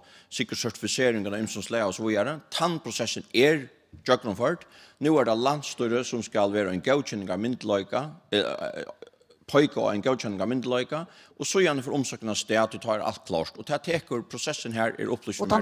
Och den nationella förlägga karmeren och för att allt det akkrediteringskipan, det eisen just? Det det som manglar, det som vet som manglar, till att för det myndelöjka ska vara, skall det vara mentalmalare, skall det vara onkel, och efter stoner, till här som vi manglar pojka att det ska vara här. Gänga det inför att det ska vara en försk godkänning av stoner, eller ska det vara I samstarve vi omkring annan, att vi skulle godkänna dessa tingene, Axel? Ja, han kommer till den förskar. Allt ska vara försk. Och jag hade realistiskt att 2025 är gått på att få det på plats, och det ska vara på plats så möjligt. Till alltså ett huvudmål för att komma att landstyre få det på plats. Men det är också några andra praktiska ting här, alltså det som man ska få på plats och kommande åren till att möjlighet för praktik är bättre och så skiftesläster så man kan ta några en par av uppbyggnaden här så kanske också semester är sannes och få det här på plats så läs att det blir hel alltså bät här så att vi mer attraktivt att vara sessionen och så kanske också så som några uppbyggnader nu var marsten in I sommar uppbyggnader kunde ånga det här I förrjun det är bara inte för att tjäna nämningar ta lös sig men är uppbyggnader kan man kanske också ha parvis som sätter någon parvis I nätet men Arvid ordentligt kunde helt frukt ta sig om nya uppbyggningar och nya strukturer så må vi ha alla hese här godkänningarna på plats samstarve vi europeiska så sagt det då och jag tycker det är listigt 2025 om det går väl så 2025 kommer det på plats. Kunde vi spyrja till ladan spyrja detta något som ska I samgångskällen det ständer samgångskällen nu ska det standa vi är deadline. Jag hade också det står så ändå så. Vi är deadline. Men jag hade det helt outjust det ska vi och vi är deadline. Det är och vi just jag tycker att samt under politiskt det är bara en process som är tung kommer jag. Så vi drömmer look att jag kommer åter till twin. Och I samgångskällen och I samgångskällen. Ja. Ja, I samgångskällen för senast för. Ja, men att tjäna mig och ta kanske tid och bättre. Så lägga ha bild för andra brudgjupa. Ja. Skal ta i samgångskällen efter leverera det lost nu passar det som nu har vi finns en text från undanfarna metamalare som ständer I ochara väl tillfälle. Här ständer utan från vi komma från kommande serkun har just grundläggande eftermätning av fråskaparsätten och utbyggning någon här och allt showa godkänningen av sätten Bologna väl avvägs grunda av hesa. Så det utravet här som Barn Nielsen säger heter en process som igång och tar vi kommer till ändan så vi nått fram till mål. Vi är nått fram till målet helt kött till år eller gott.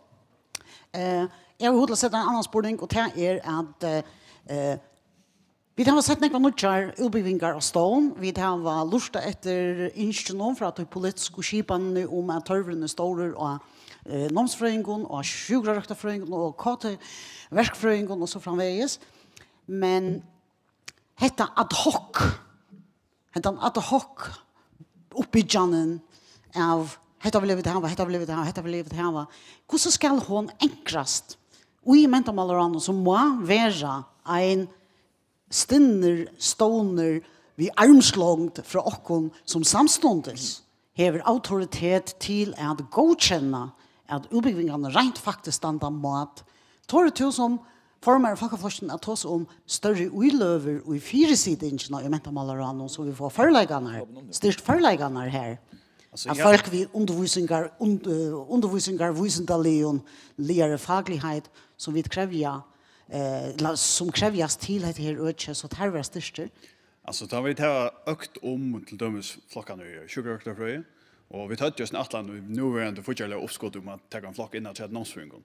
Så det är också lust efter de som är sett sån. Alltså det man har haft några omsökningar till det. Och man har också sagt här att vi har karman till det så det är också något man lustar efter. Men det också om att styrka om mentalmålare så mentalmålare kan vara en trolig ett stoner sett sån. Det är sån par jag vill skulle ganska stryka allt det här. Att man också har några så ega futching till fyresidingen i mentalmålare. Men man ska tjäna det här att ha på plats. Det eisne näga som ligger i korsten för sambandsflotjen att styrka om etterlidsfunktionerna till mentalmålare. Ja, alltså nu var jag inte vad du menar. Är det spåren han över här då snackar om kvar uppbyggnaden skulle här vad ska du välja selektivt? Eller ska bara sätta styrelse ska välja? Är skilt short kan det vara inne. Nej, det som vi drar in i att det är att det kan tidigast syndra ad hoc för uppbyggnaden man sätter stone och att det ska vara armslångt vi mentalmålare som ska vara att han instanser som säger här manglar en professor, här manglar granskning under hesa uppbyggnaden. Är det sinne till att styrka funktionerna som mentalmålare eller omkostånder och höft stånder eisne till nöjet att hemma? Som utgångstår trick vi i samband vi skulle in i Bologna samstarvslag efter stånd så är så i en naturlig filter av tog men fyresidningar brukar pengar på fyresidning hjälper ju eller nej chaufförska på sättet om vi styrka en fyresidning upp i mentalmålaren. Men ja, men nu är det att säga självt armslångt till fröskapacitet ska sitta uppbyggnaden av stånd och så är men till sjön vid politiskt fröskapacitet kan inte godkänna sig själv. Pengarna och sitta på ja, men det ligger i Bologna samstarvslag nöjsne. Tar vi kommer här till så ska en godkänning av myndighet och sjön det blir styrst i samband med det. Det har mata. Men så ser fröje verer att spela upp emot det. Ja. Men I halt spåren så det syns två bytter det att hvis jag ska svära på kvar I uppbyggnad I halt skulle vara för igen. Så skilt I spåren. Det är att han okej. Nej, det redigerar är borste. Det redigerar är borste. Okej. Högna, vad säger du? Det var så bara i högsyn en länge. Ja, kan du svära på det? Det ser det så. Att det här vi där så några initiativ uppbyggningar och det har sett det. En uppbyggning skulle ju vara rättat rikt I små samhälle. Och hos ju I landslagsfolk som omsider valdvägna folk inte skulle missbruka sina makt så vi då säga och I olika mått mentalmålaren här står och tog det national qualification framework det är så att men det ska vara en godkänning av stående han ska ett moment inte vara 100% ohefter eller så ofta som man kan vara av mentalmålaren han ska ju bara godkänna från han ska också godkänna är uppbyggningar och förelägga så time så kommer att lockna läsa och granska. Så han skal alltså lägga åtta för metamalare. Eisen av ringen runt och inte vid av en uppbyggning som uppbygger eisen landslagsfolk och inte bara missbrukar sina makt att det är odlta. Ja, uppbyggning till landslagsfolk eisen. Nej, det ja. Ett experter som håller landslagsfolk I orden, det gör ingen det. Landslagsfolk missbrukar sina makt från annars det. Rott. Ja, jag har långt Jan I hur säga I samband med Bologna. Alltså att tjäna mig som jag har hört I samband med ser akkrediteringarna, alltså godkänningar, myndläge. Här att tjäna mig att det är till att få en ohäftan godkänningar myndläge I förjon. Tog att utbyggningar eller det omkvar vi så avmarska att det är inte nämnt att finna folk som I ohäft. Och det vet jag inte. Det tjänar mig kanske inte då nog väl för jag håller mig kritisk till men onkur meter och kurser att vi eja att få att ha lagt och kurser lotvist utanför förra kanske I samstarve vi Island. Och jag vet så inte om det eisne kanske är galtande för bara generellt efterlit vi fråskaparsetsnon. Annars vi vill inte utörsla en uppbyggning, hvis man kan färre in att det.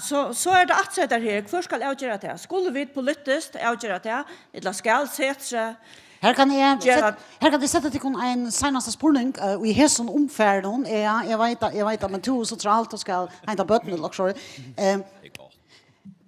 Vit för jag väntar att det här att vi det är att hock att det kommer till stingen här. Hvis vi så hittar till Doxen utbyggningar I Norrland så är det selvfølgelig Finland. Här kan man alltid hitta och lära center av.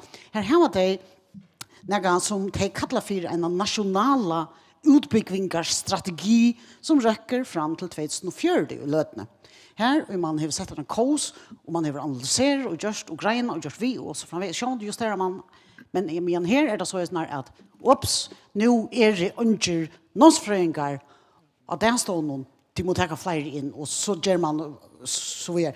Hur kunde tid så stanna här förplikta till kunna på några mått till att lägga en strategi, en nationell strategi utbyggvingarliga fram mot 2004 det bättre till på en det ber till, men sjön det är nog tar sån attack. Man gör sig det öst det nejt. Man häver det större av bara för att läsa sugarföring och landsföring och man har bruk för det sjön det man hackar jag åt det och landsföring där kommer sen 17 med annat tror jag man börjar ett utspel för sätt med andra hur man kunde skipa uppbyggningen 2.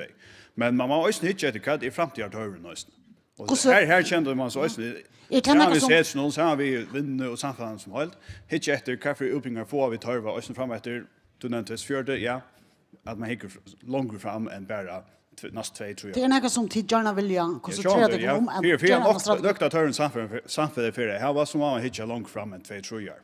Det är inte väldigt skinsamt att just hur man har så stora ullor och ger oj hade öch man har en strategi, nationell strategi som man pejlar efter. Jo, ta beiber till och skall gerast. Alltså sambandslockaren har med landa pojkar vid öja 4 gånger framtiden så må göra allt det som är nejt nåtströingar, sjukdomsfröingar och ta öchen har vi manglar arbetsmiljö. Självan skulle lytta till och upp, men det är bara lytta göra mer samma.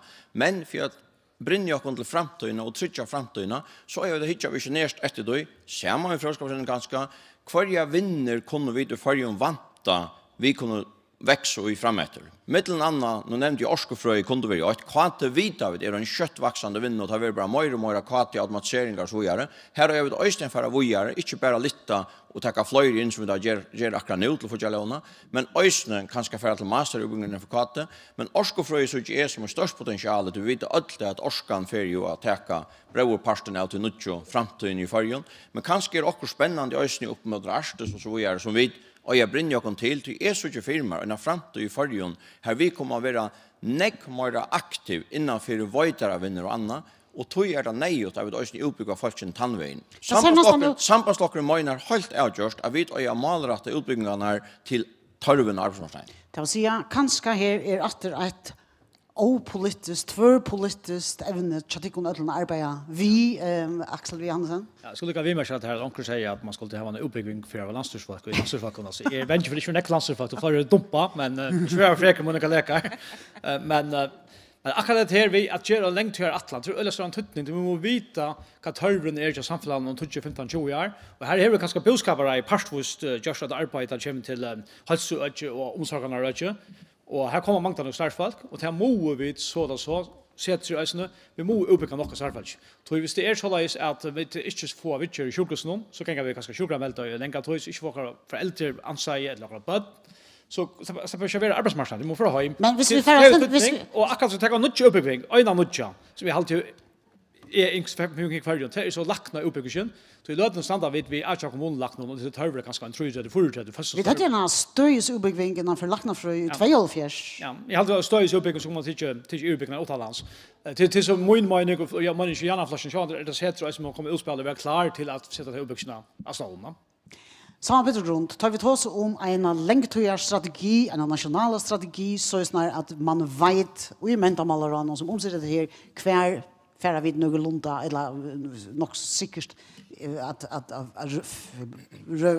att flyta okon. Är det inte viktigt att vi huxar om de falskene som flyter till förra, som här var en ära bakgrund, en norrländska eller kanske jag kommer helt ärligt från det är att göra så flyr i tal. Är en national utbyggnadsstrategi i Eisen är fevna om te. Jo. Hur helt du att det skulle inkorporeras? Ja, alltså det som nu snackar man om ofta någon trycka karmar, man snackar bara vinna och samhället, men alltså en längre strategi vill det ge vi och de karmar som låg sen fast där och man visste akkurat. Nu nämnde Axel nämnde lacknarna. Alltså det är upplagt. Alltså vi vet att vi stannar vid en stor lacknamangel till dömes. Och öron och som vet att känna av nöklunda tarven. Och då det kommer akkurat in att här vid de främmande som är en väldigt avgång, alltså så vitt lofta time och ösnö utbyggingar upp, ja. Och gagnen ut att här stora förläggar. Ja, alltså det är ju folk vi har lärt om och som inte jag har alltid bestämt att vi har då några välskrat. Det är så fallet som har så utbyggingarna att de skulle kunna få det tillpassa på en eller annan måte så vi får gagn ut där i tjockorna. Jag är bara lackfrängar och lacknar och annat och som inte släpper bruka så inne. Papirer då det är inte akkurat passa in till tjockorna. Så här skulle alla möjliga ting passa samman och grunder läggas och lägast. Och i Emsenstånden, där jag sätter i Ubingarstånden och i Väntamalloran och Tjatikona. Ja, och upplagt kommer in i en strategi så vi vet att det kan skapa mer än till nu, va? Faktiskt har det här nära som är värst att bruka en politisk orsak på att få en längtgående nationell strategi för utbyggning i Färjön. Jag tar aldrig det ser gott hos god och är sånt här som tid nämnde nu om att här kommer vi kanske få 2-4-1 om vi får just att här att den här oavta stånden som ska mäta om uppbyggarstöje så kan det vara en stånd som kanske som part hej är att godkänna uppbyggarna så timon som kommer här till att arbeta och virka. Så hade du vunnit mig. Men om det 2004 då kunde jag sagt att det var 2005 35 år så där så hur man huxar och grundläggande säger bara att först frågeskaparsätet ska ha alla de grundläggande disciplinerna som universitet har. Så klassiska och gärna tänka att det är att som vi har möjliga för att göra granskning och uppbyggning i par excellence. Så har vi det allt det som ju är en grundläggande tarv. Vi nämner sugarröktarfröje, allt innanför hälsovärst, vi kan säga järamöver, lacknar och allt det där. Och ta till rätt över till vildare, men ta måste ju vara en sammanhängande medlen.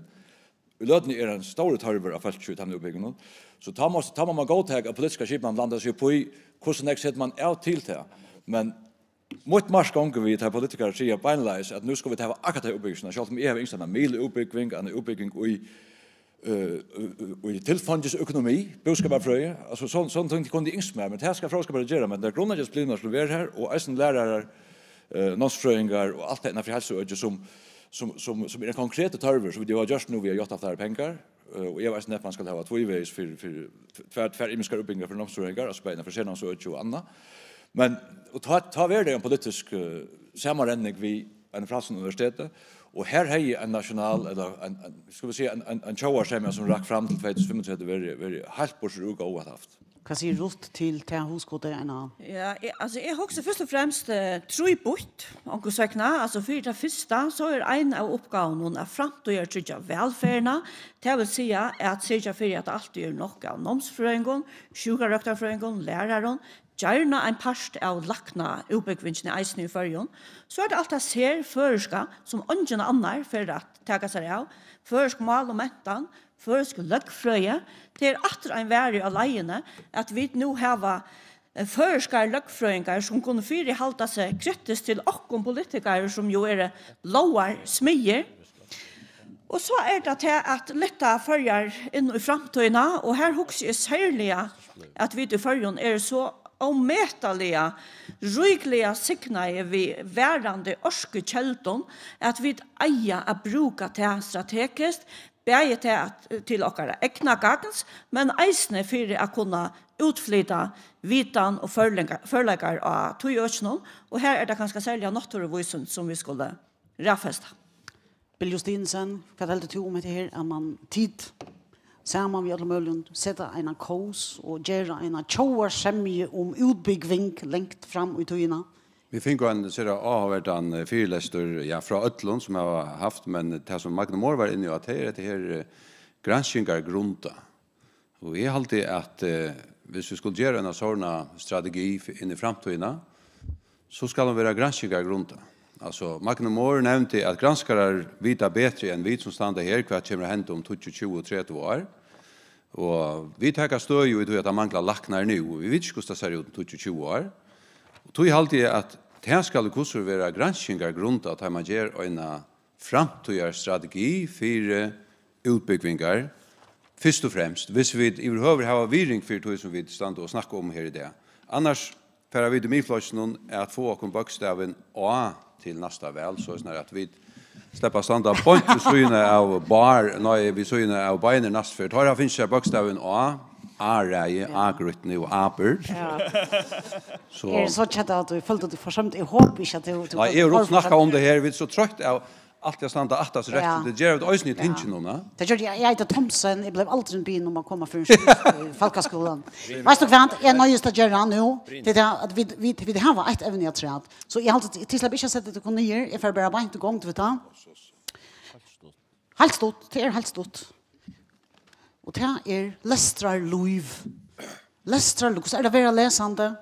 Och en läsande skulle komma här att lägga fram i det, men det har så mycket om att vara här i provtugger, och jag vet inte kvant det inte är plus det att det läsande här arbetar helt otroligt mycket vid sådana läsarna. Vi har som sagt en 1100 läsande, och de är bort upp på händamåten. De allra flesta är bachelor, vi har 18% master, 2% PhD-läsande och 6% annan. Och det är så delten som till så att den största är nomsvisande delten här, och hon får växa ännu mer. Vi skulle ha dubbelt så mycket nomsfröingar in som nu, och så är det så är samfunnsdelten, och så är det delten för hälsa och sjukra rökt. Så är det naturvisande delten, och så är det också kära förmålsdelt vid 5%. Och läsande, det är 33 år och i medel. 93% är kvinnor, 31 män. Meira än hälften av okkara läsande har bötten som är yngre än 18 år. Det vill säga, kanske 500 av okkara närmengon har bötten hemma som är under 18 år. Och det vidare dit. Ja, och eisen till att mer än 45% har egna bostad. Tycker du med att det kun hever nekvar skilter vissar, bäge omsorganaliga skilter och futjarliga skilter. Vi har gjort trivna av kanningar i middelen, det gör vi jaunan och middelen några läsande, och här ser jag mer än 45% att de må i arbeta vid så innan lästren. Och jag har hört i omkring politisk tjänst att de säger det är bara sånt att arbeta. Man arbetar inte kvart så, men prøv ikke her at läsande tja okkon arbetar i mial meira enn 18 timmar om vikene. At rett så er noen fulltøyer lestre. Det har du tid eisne vært må av. Og jeg tror kan ikke stendre eisne at meira enn 35% de halte ikke at lestrarstolen er nøktande til tarra tørv. Mer enn 36% sier at tarra arbeid, altså, heter her mer enn 18 timers viglige arbeid, hever negative avskan av tarra lester. Og en 23% av dem som har omhugsa at djevast vi lesa, det sier at det er av futjarlion avon. Det er nesten en fjordringer av dem lesande som har omhugsa at djevast at lesa, til tog til er så stramt futjarlion. Mer enn 33% sier eisne at det er hjalt om det var lettere å finne høskende bostad. Til så bein du Janne at mer enn 45% har egna bostad. Og fra rådet her lesende til er den utbyggingar politiske bølgeren som vi har her og sett noen. Har sett hese tølene opp.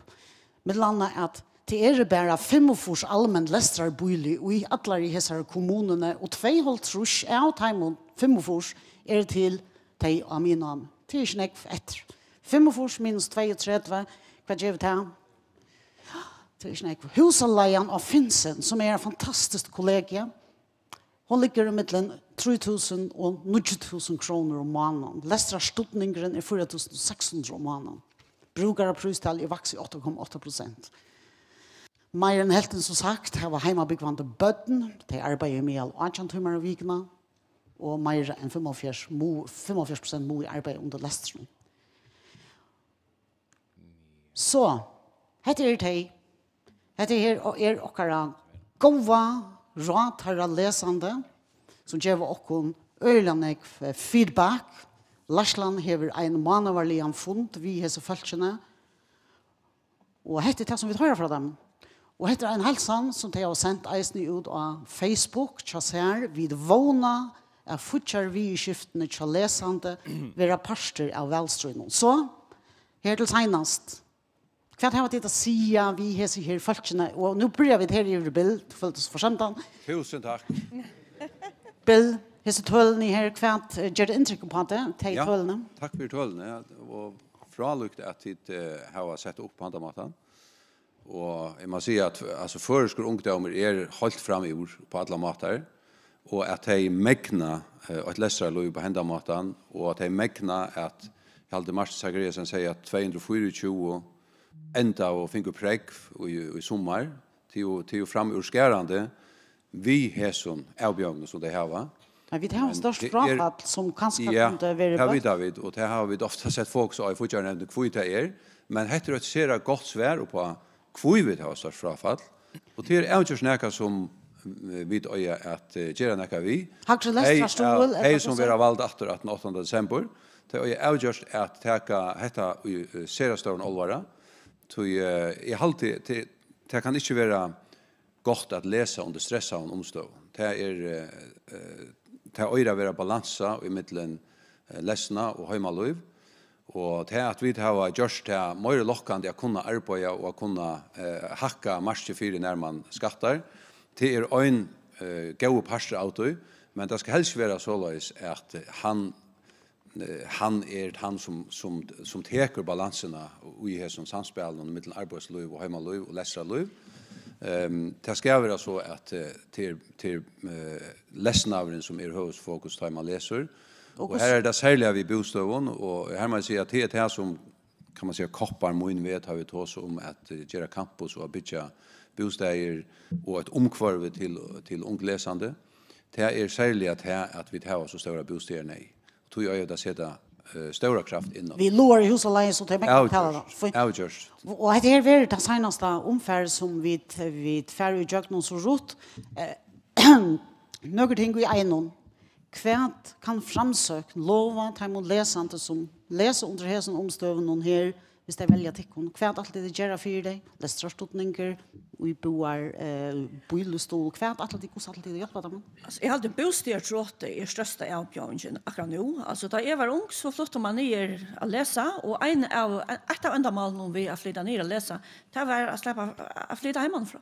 Så det var ikke annet å flytte ut. Og det støvende må vi ikke komme ut. Det er vi ganske langt i atter. Det må vi gjøre noe vi. Vi har sagt at bosteder skal ræfesta lestrar og uboer. Det er viktig at vi er kappingar for som lestrar land. Vi er jo tattere kapping ved en av beste lestrar stutningsskipene i heimen ta danska SO-en. Så vi er nødt til at opphaken. Jeg vil si at vi så det, vi tok og hakka i månande om kårene til at de støke lesande vid bøttene, således at jeg blir til å være lesande stärker vi bötnon i förjon och det. Kanske vi skulle hitta efter hinobötnon och få att här lyttar eisne. Och annars kan det lyckas sig att en triangel av timon som får familjeutskottet är faktiskt läsant. En triangel av timon får familjeutskottet, men nu snackar det om lästrar och boer och men vi såg ju inte att husalajan, är snö lästrar bostøvnen så mye høy. Ta et sammenber, vi stod ikke som i 4900. Kvært kunne tid og tjål til lov at han må lese han til for bøten tar kår? Ja, jeg kan bare vise at her som vi har i velskående, vi har brukt lære nægget tøye på det. Og til som vi sier i velskående, vi skulle hakka leserståndingen. Vi mellom 800 kroner om måneden, altså at han som er hakker i oppbygging, omfram til øke til som den stolen som ble til lesende ved bøtene. Og så, og vi der som skal fortsatt, det koster om det 12 millioner kroner om året, gjør det. Og vi der som hvordan man fortsatt her. Og så det sjåvande boilers, eller bostedstroblasjon. Og sjåvande, og vi ble oss inspireret av at vi får til campus, og vi boiler leser i bøen. Men ikke for en 2033, altså. Ja, det finnes sen. Så vi mente vi noen leser i bøen som sjåvande her var imenska mødre for leseren bøtten. Og at her så det mellom 3.000 og 8.000 til nesten totalt omøveld, som vi har kan prøve. Så vi har umyndet noen leser i bøen som koster mellom 3.000 og 4.000 kroner i måneden. Og jeg har så ikke helt svære på hvordan man sitter til. Og så det et av seg som vi har brukt negativ på. Vi løter så gjør vi en fra nekkel Danmarskar. Og nek sier leserstolen bedre. Jeg visste ikke nekkel om vi får bedre leserstolen Danmark, men det som hender i Danmark er at nå støtter man utbyggingene, og først skulle boltra så gjøkken det systemet, vi tror som er beierne familieøren, Så vi talar för mån as vi en förskon läsarstol må vara att vi inte att vi eisen gör runt för att du gott kan ta ett år och så skifta uppbyggning och inte ha så här nästan industriella maskiner som helt det andra vi har kört. Men du har en Hej så attention här vid helt törsel. Du har en riktig lästrar bostad under rotvara center i Nyato. Folk som inte tror man bygger hemma till föräldrar och så här välja kanske färra en att läsa till att du släpper fram allt. Ja, tog inte det mest utnyttja mig och vi har några goda dömer och vad den Holmerian hade han för en år. Men hicka ett namn hem så ju det är så just till en utsättarskola och här är vi kommer så vi men det gör det bostäder hicka att hvis man ger lästrar och bor alltså kollegium med campus vid Heimon bäj till Fäverfrön och till inrättning som är här så hugger det till att tutningar mest för att folk ska bliva hända korallen som drev löva så här och alla tyna skapa nytt löv runt om fråskaparset. Så Peter Kvärt har vi själv står i skottne till läsande. Jag har läsarstol, flera läsare och bor ett lagt torrmanna nämna och bylstol till läsande. Ja, alltså vi har allt tror vi och allt tror ja, det har vi har vad det kostar. Att det ska säga att har vi utav dösten men att det ska sättas fel och bostäderpitching och sälja till vårt läsande. Så stänta bönlös i välskran i ösnen att det ska tuskran se läggas de avståttningen. Ja. Och det är för något så istället att vi tar danska normen att det var allt mer då. Och så har vi ett ösnen näka som kallas då till bostäder och uskojte. Till läsande. Ja. Att bostäder och uskojte till läsande 1000 kronor mer om månaden. Är det något att du kan ta under vi Axel Johansson? Ja, men ska lycka tacka så man arbetar 8 timmar i mil och vikna. Var det mil? Och i mil mera än 8 timmar. 8 timmar. Det ska inte man på hur det folk arbetar, men det skall ju inte läsa. Det ser sig självt att man arbetar så nek. Så är det nek som detta lästra det simpelt orskar bäja läsa och arbeta. Och till utan leva till arbeta så nek till att omståndare är fortfarande så trångar till mo arbeta för att kunna leva. Och i minst för några år sedan vi ska inte att det var en grön dimme. Att ha en mamma helt att komma stronton. Här lägger fram så det fortsätter vi skifter och säger är färdig nyer att man som har för att läsa till det bäst tid att läsa för då en mamma. Och det har inte vet jag när vi tar så samgång så näst mitt landa hacka hemma läsa så 500 kronor och man fick 12 månader läsa så och så går familj i skåd. Så läsande och inte även tjona för vi går in till så vart det 1500 kronor för ett barn och möjligt så flyr bara. Och att ha barn också läsa. Ja. Och hacka läsa barn ja. För jag bättre som omstånd. Så omstånd är det bättre men det är inte går nå. Nej, vi såg det här att det är strongt och arbeta öarna. Ja, och det som vi ser nu till Lucia som hinner klockan sagt att bylstolen ska upp på stöj i Danmark. Över toj. Vi försöker inte allt på där. Alltså bylstol till läsande. Ja. Skulle komma till det. Vi ser att det skulle upp här stöj i Danmark och ta mot vid östen tror vi kappas i Danmark om och ungdom. Ungdomar må inte till läge han flyter med vantarna som kommer efter. Och så är det akkurat här vi stora Alpion Shuttle Onke är också big for till en höskande pris. Och nu vet jag man säkert om okej nu kan bostäder här 230 miljoner. Han ska bygga bostäder och läsare i bor. Alltså vi snackar om 3-4 läsare i bor. Det är inte mer än det. Vi ska bygga fler 100 och det som Janne Flocken säger det är att bostäder hemma i kommunen.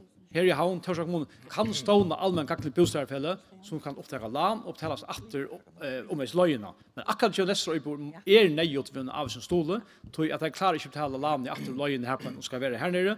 Här ser vi här kan man ha en bylstol så att läsarna kunde bygga gott och den pris som svärar till stunden. Bara Stein Nilsen, vi har inte kappingar förar omstöver runt om till läsande tar vi samarbete och vi utlånarna och har kappingarna där. Kvar till samtalsfolkna gör vi det. Ja, vi har välskronat detta Laxesvälle. Har vi helt konkret sagt att läsarstolen till hackläsaren ska upp vid 1000 kronor. Ta vi kappingar för läsarstolen Danmark, då kommer man upp på så där 5600 kronor. Och då det kommer till inflationstryck så kan man ösna här vi verande prisväxten tar en hackren löneväxten få 1000 kronor i månaden så läsande kunna faktiskt vi också väl ska få 2000 kronor mer i handen om man leva för det är något som månar och det ska man allt annat vid höjning stol och är tillägga hur ska man göra nya skipan att rätt för ju hur inte bruka verande skipan som vi har ju bäge stolen. Ja, men har inte tikund ösken första för 4 år sedan och för 20 år sedan.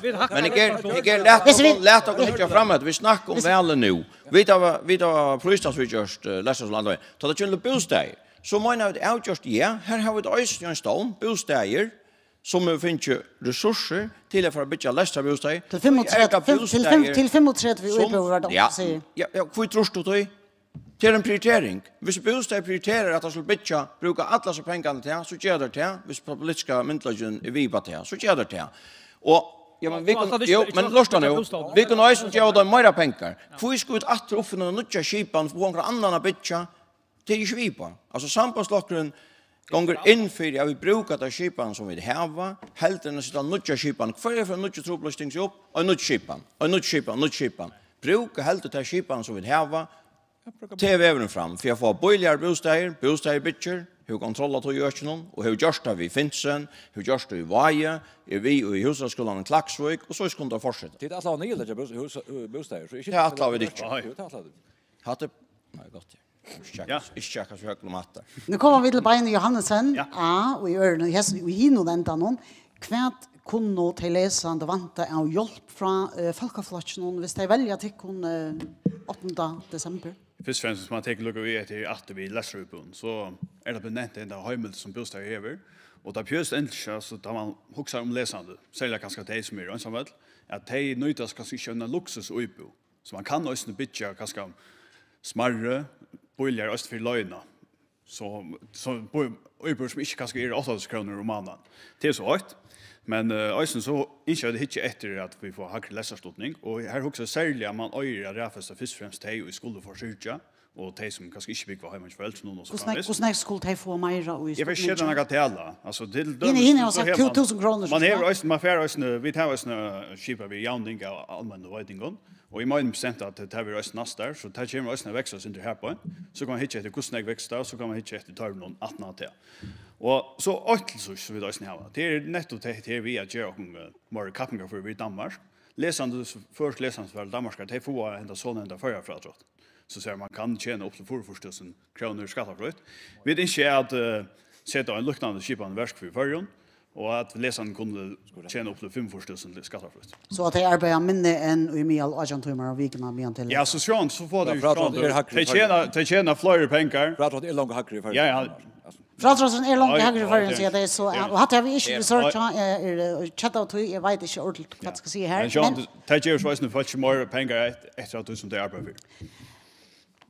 Nu är klockan faktiskt färren alltså tid har näck mer upp på hjärsta men jag vet inte skulle vi bara se att hatta vart här och att tid är öll sinna att arbeta samman tvär politiskt till främma för fråskaparsätre och för vitanarna för det läsande i färjan. Var det inte något här vi det? Jag har alltid så kommer vi till ändan och jag som välfunnit någon i Kongshöll och är för Sätersens väckna att tacka till kon hjärtaliga för att de kommer och inte minst att tid går och så går runt och tycker att trånga kalendera Beiner, Barur, Axel, som Peter, Högne, Rutt och Bill som är affära och inte minst helt tid som fyller strömmen någon hemma vid hus och tid sjåvant i salen. Tusen tack för i det.